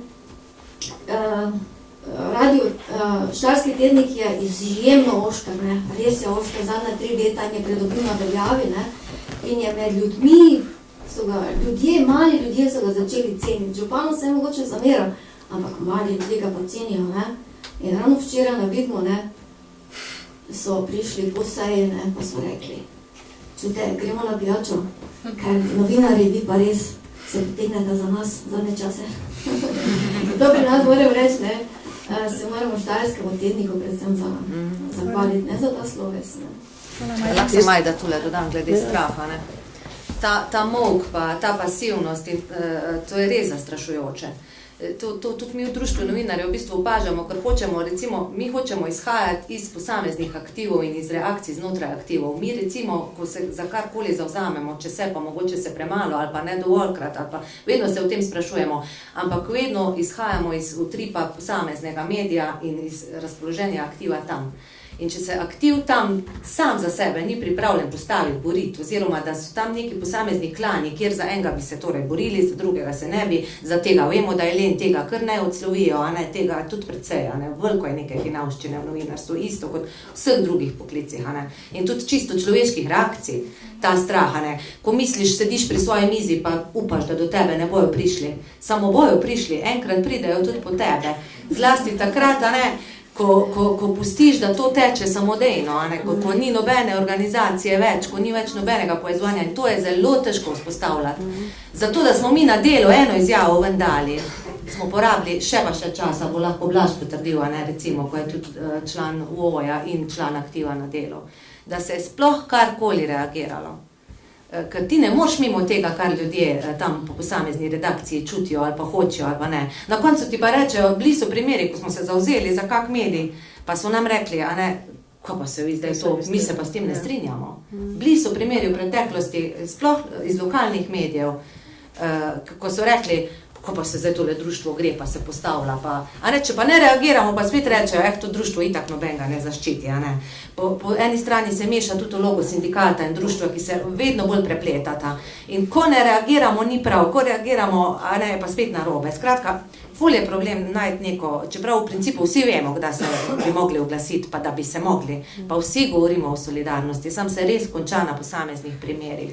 In pol smo nedosledni v reakcijah, absolutno smo nedosledni v reakcijah, enkrat se zavzamemo, včasih je občutek, aha, za njega so vse, on je zdaj pač, ne vem, uveljavljen novinar, za njega bo vsak zastavil besedo, no zdaj se tole društvo našlo, za drugega recimo v lokalnem okolju ali pa tudi dopisnika, ali pa se pa recimo ne, a ne. Tako da tu so ful težki boji, pravzaprav vsakokrat znova, ne. In to, kar si rekla, ta strah, mislim, ta je res poguben in če poguma ne bomo imeli toliko, da se bomo zavzeli, mislim, pol smo res pogubljeni čist s lastnim delovanjem, pa ni treba nobenih glasnikov, pa ni treba nobenih uprav, pa nobenih zunanjih razlogov za to, da nas razkoljejo, če se sami. To je ful problem. Petra, spomnila bi te samo, naprimer, ko je prišel Kangler na Radio Dednik Ptuj, ne? Ko smo iskali izjavo, nek komentar, odziv, pa mislim... Ne, se to bo Mojca to povedala. Ko je ta informacija prišla do mene, je pri nikomer skoraj da nisem imela en vir, ki mi je potrdil, ne. Glejte, od nekdaj je bilo to v novinarstvu, tudi v Stari Jugi. Smo mi, sem bila v tem zveznem, kaj smo že imeli, Zveza novinarjev Jugoslavije, sem bila predstavnica Slovenije in so se nam na enem neki konferenci zdravniki zahvaljevali, hvala vam novinarji, zaradi vas, zaradi tega, kar ste pisali, nam smo mi pridobili status, položaj, plače. In sem jaz rekla, gledaj, mi pa smo imeli takrat neko komisijo za življenjske in delovne razmere. Mi vsi pišemo o drugih, o sebi pa nič. In to se je počelo ves čas. Zdaj, zadnje čase, vse to zaslediš, da se v javnosti pojavijo tudi problemi, ki jih ima novinarski ceh, ki jih imajo posamezni novinarji ali pa, ne, vse to se pravi, ampak dokler, gledajte, jaz dvomim, da se bomo novinarji ali pa da se boste novinarji, glede na to, da sem že v penziji, kdaj še spravili skupaj pa naredili en štrajk. Zadnji vseslovenski štrajk novinarjev je bil za koga? Za honorarce, za takrat samostojne novinarje. Štrajkali smo mi, oni so pa delali. Glejte, prvič niso upali štrajkati, pa mislim, da takrat jim še ni bilo jasno, kaj se jim piše, ne? In se je potem lepo pokazalo, kako narobe je bilo to, ne? Glejte, ptujski primer, ko aktiv ni delal, ko smo naenkrat vsi nekako umoknili, pa so na PTV odpustili novinarke, ne, koliko, en cel kup, ne, pa sploh niso vedeli, kakšne pravice imajo, kaj lahko, če bi takrat naš aktiv, ne glede na to, ali so to člani društva ali sindikata, če bi takrat aktiv deloval, če bi mi se družili, pa bi sploh imeli to informacijo, bi reagirali, bi izvedli ta pritisk, zagotovo. Mislim, veste, da jaz sigurno ne bila tiho, ne. In se mi je zdelo to grozno, da ti mladi ljudje pripravljeni delati, pa dobro so delali in so se znašli na cesti, meni nič, tebi nič. In ker je bil vsak sam, saj veste, kak je, če si sam, je zelo težko kaj doseči, ne. Če smo pa skupaj, smo pa močni. To je preprosto. Ja, jaz bom spet polemiziral. se ne bom dal. Jaz ne vem, kje so ti novinarji, ki jih je strah, ker če bi jaz hotel v enem stavku opredeliti svoje delo urednika, bi rekel, da zelo veliko časa porabim za to, da ljudi, ki nečesa nočejo narediti, prepričam v to, da naj to naredijo. Je pa pomembna ločnica med redno zaposlenimi in smo spet tam. In prekerci. Ker, oprostite, redno zaposlenemu novinarju se ne more zgoditi nič. Lahko tudi moj izvršitelj prinese lahko. Ampak seveda, govorimo o tem, koga boš stisnil, da je treba nekaj narediti, ali pa recimo boš ga pritisnil, da mogoče pa produktivnost ni tako velika, kot bi si jo ti želel ali pa pričakoval, boš dobil omenjeno, da gre za mobbing. Ko boš hotel, da se pa vendarle prikaže v službi, sem pa tja, ne? Ali pa kaj da od sebe, bo mobbing. In če se bo poslovodstvo modro odločilo, da bo nižalo število zaposlenih, bodo padale tožbe, ki praviloma na sodišču, bi rekel, gredo v škodo delodajalcev. Druga zgodba je pa seveda z mladimi, ki so na vstopnih vratih v ta poklic, ne. Njih je pa neskončno strah in mi je grozno to. In ko delam z njimi, je prva stvar, da jih prepričam, da naj me prosim tikajo, in druga stvar, da naj se sprostijo, da jim nihče nič noče. In potem naj samo delajo in seveda, ko začnejo delati, se zelo hitro spotaknejo ob ograj vrtičkov, ki si jih postavijo naši kolegi, ki varujejo svoje vrtičke, ker to je pa moje, in iz teh vrtičkov nočejo stopati delati kaj drugega, ker to je zelo udobno. In spodbujam te mlade kolege in kolegice, dejte, če bo problem, pridite k meni, pridite vsi. In potem so procesije skozi pisarno, kjer pač skušam razlagati ljudem. Pustite ljudem, da delajo. Hvala, Antiša. Verjetno še vas je vedno preveč. Jaz sem na lokalcu in sem redno zaposlena in se škemplam zjutraj, in se škemplam, ko grem domov, in še vedno delamo veliko, če hočemo imeti program, ki je zanimiv, ki je informativen, ki se lahko posta z drugim. To je zelo vprašljivo, ali nas je preveč. Nominalno je irelevanten podatek, vprašljiva je struktura. Mislim, tisto, o čemer se treba pogovarjati, je struktura tistih, ki so v določenem kolektivu. Struktura je vedno problematična. Ni številka, numerus ni problematičen. V veliki večini primerov je numerus prevelik. Problem je strukture. Koliko jih bodo odpustili na delo vsega skupaj? Kaj je plan? Ne vem, 58, vsak četrtek, koliko imajo časa. Dobro, tam še imamo en... Blaž je dvignil ročico. Pa Dejan tam. Medklic, lahko govorimo o lokalnem regionalnem novinarstvu, pa predvsem plasiranju prispevkov, z Radio Maribor, na Radio Slovenija. Jaz ful pogrešam to, da ne moramo spraviti pozitivnih informacij. Imamo dosti negativnih, imamo enega župana, pa prejšnjega župana, pa še marsikaj negativnega, ampak zanimivo pa je, da dobene pozitivne informacije ne moramo spraviti tako dogodke, odmeve, tudi imamo poslovne subjekte, ki dobro delajo, tudi ljudje bi si kdaj želeli kaj pozitivnega z tega okolja, se vse ni za nič. Res je. Te zadeve ne moramo kasirati. Mi poskušamo na Radio Maribor tega čim več delati tudi s pozitivnimi zgodbami, kjerkoli. In to pogrešam. In pravi kot Mariborčana me že malo boli tudi, ker tudi ko me kolegi, ki so Mariborčani, pa živijo zadnja leta v Ljubljani, kličejo, pa samo, kaj spet delate Pištrovca, spet delate Črnega, kaj ste mori, vi v Mariboru. Se nič drugo ne dogaja. Čisto nič drugo ne dogaja. Blaž je še. No, vse na delu bomo nehali pisati v Mariboru, ker bo še zadnjega dopisnika zgledal. Odpustili, V menjavi lastnikov na delu je bilo prvič neformalno rečeno, da bodo krepili regionalne vsebine. Se pravi, čista zmaga za dopisnike. Od julija so odpustili 6 kolegov, se pravi 6 dopisnikov, se mi zdi 5 ali 6, niti ne preštevamo jih več. Pa sigurno kolegica iz Kranja, se pravi 3. največjega mesta, ali s Celjani se boste to zmenili. odpustili kolegico iz Kranja. Danes sem zvedel, da pač, da se dopisništvo da delati tudi na drugačen način. Seveda, odkrili so toplo vodo, ne po Haklovem principu, se pravi v sodelovanju z lokalnimi časopisi, najverjetneje. Nekaj nas bo, upam, ali jih bo ostalo, ne, kolegov. Je pa bi povedal še to, ne, iz moje osebne izkušnje, ko sem pri zgodnjih 30 letih že diplomiral iz časopisnega novinarstva. Ja. Takrat sem po enem vzorcu iz enomesečne analize 3 časnikov Primorskih novic, Dela in Dnevnika znanstveno ugotovil, da časnik, ki ima največ novic iz območja Zgornjega Posočja, ima tudi največjo branost.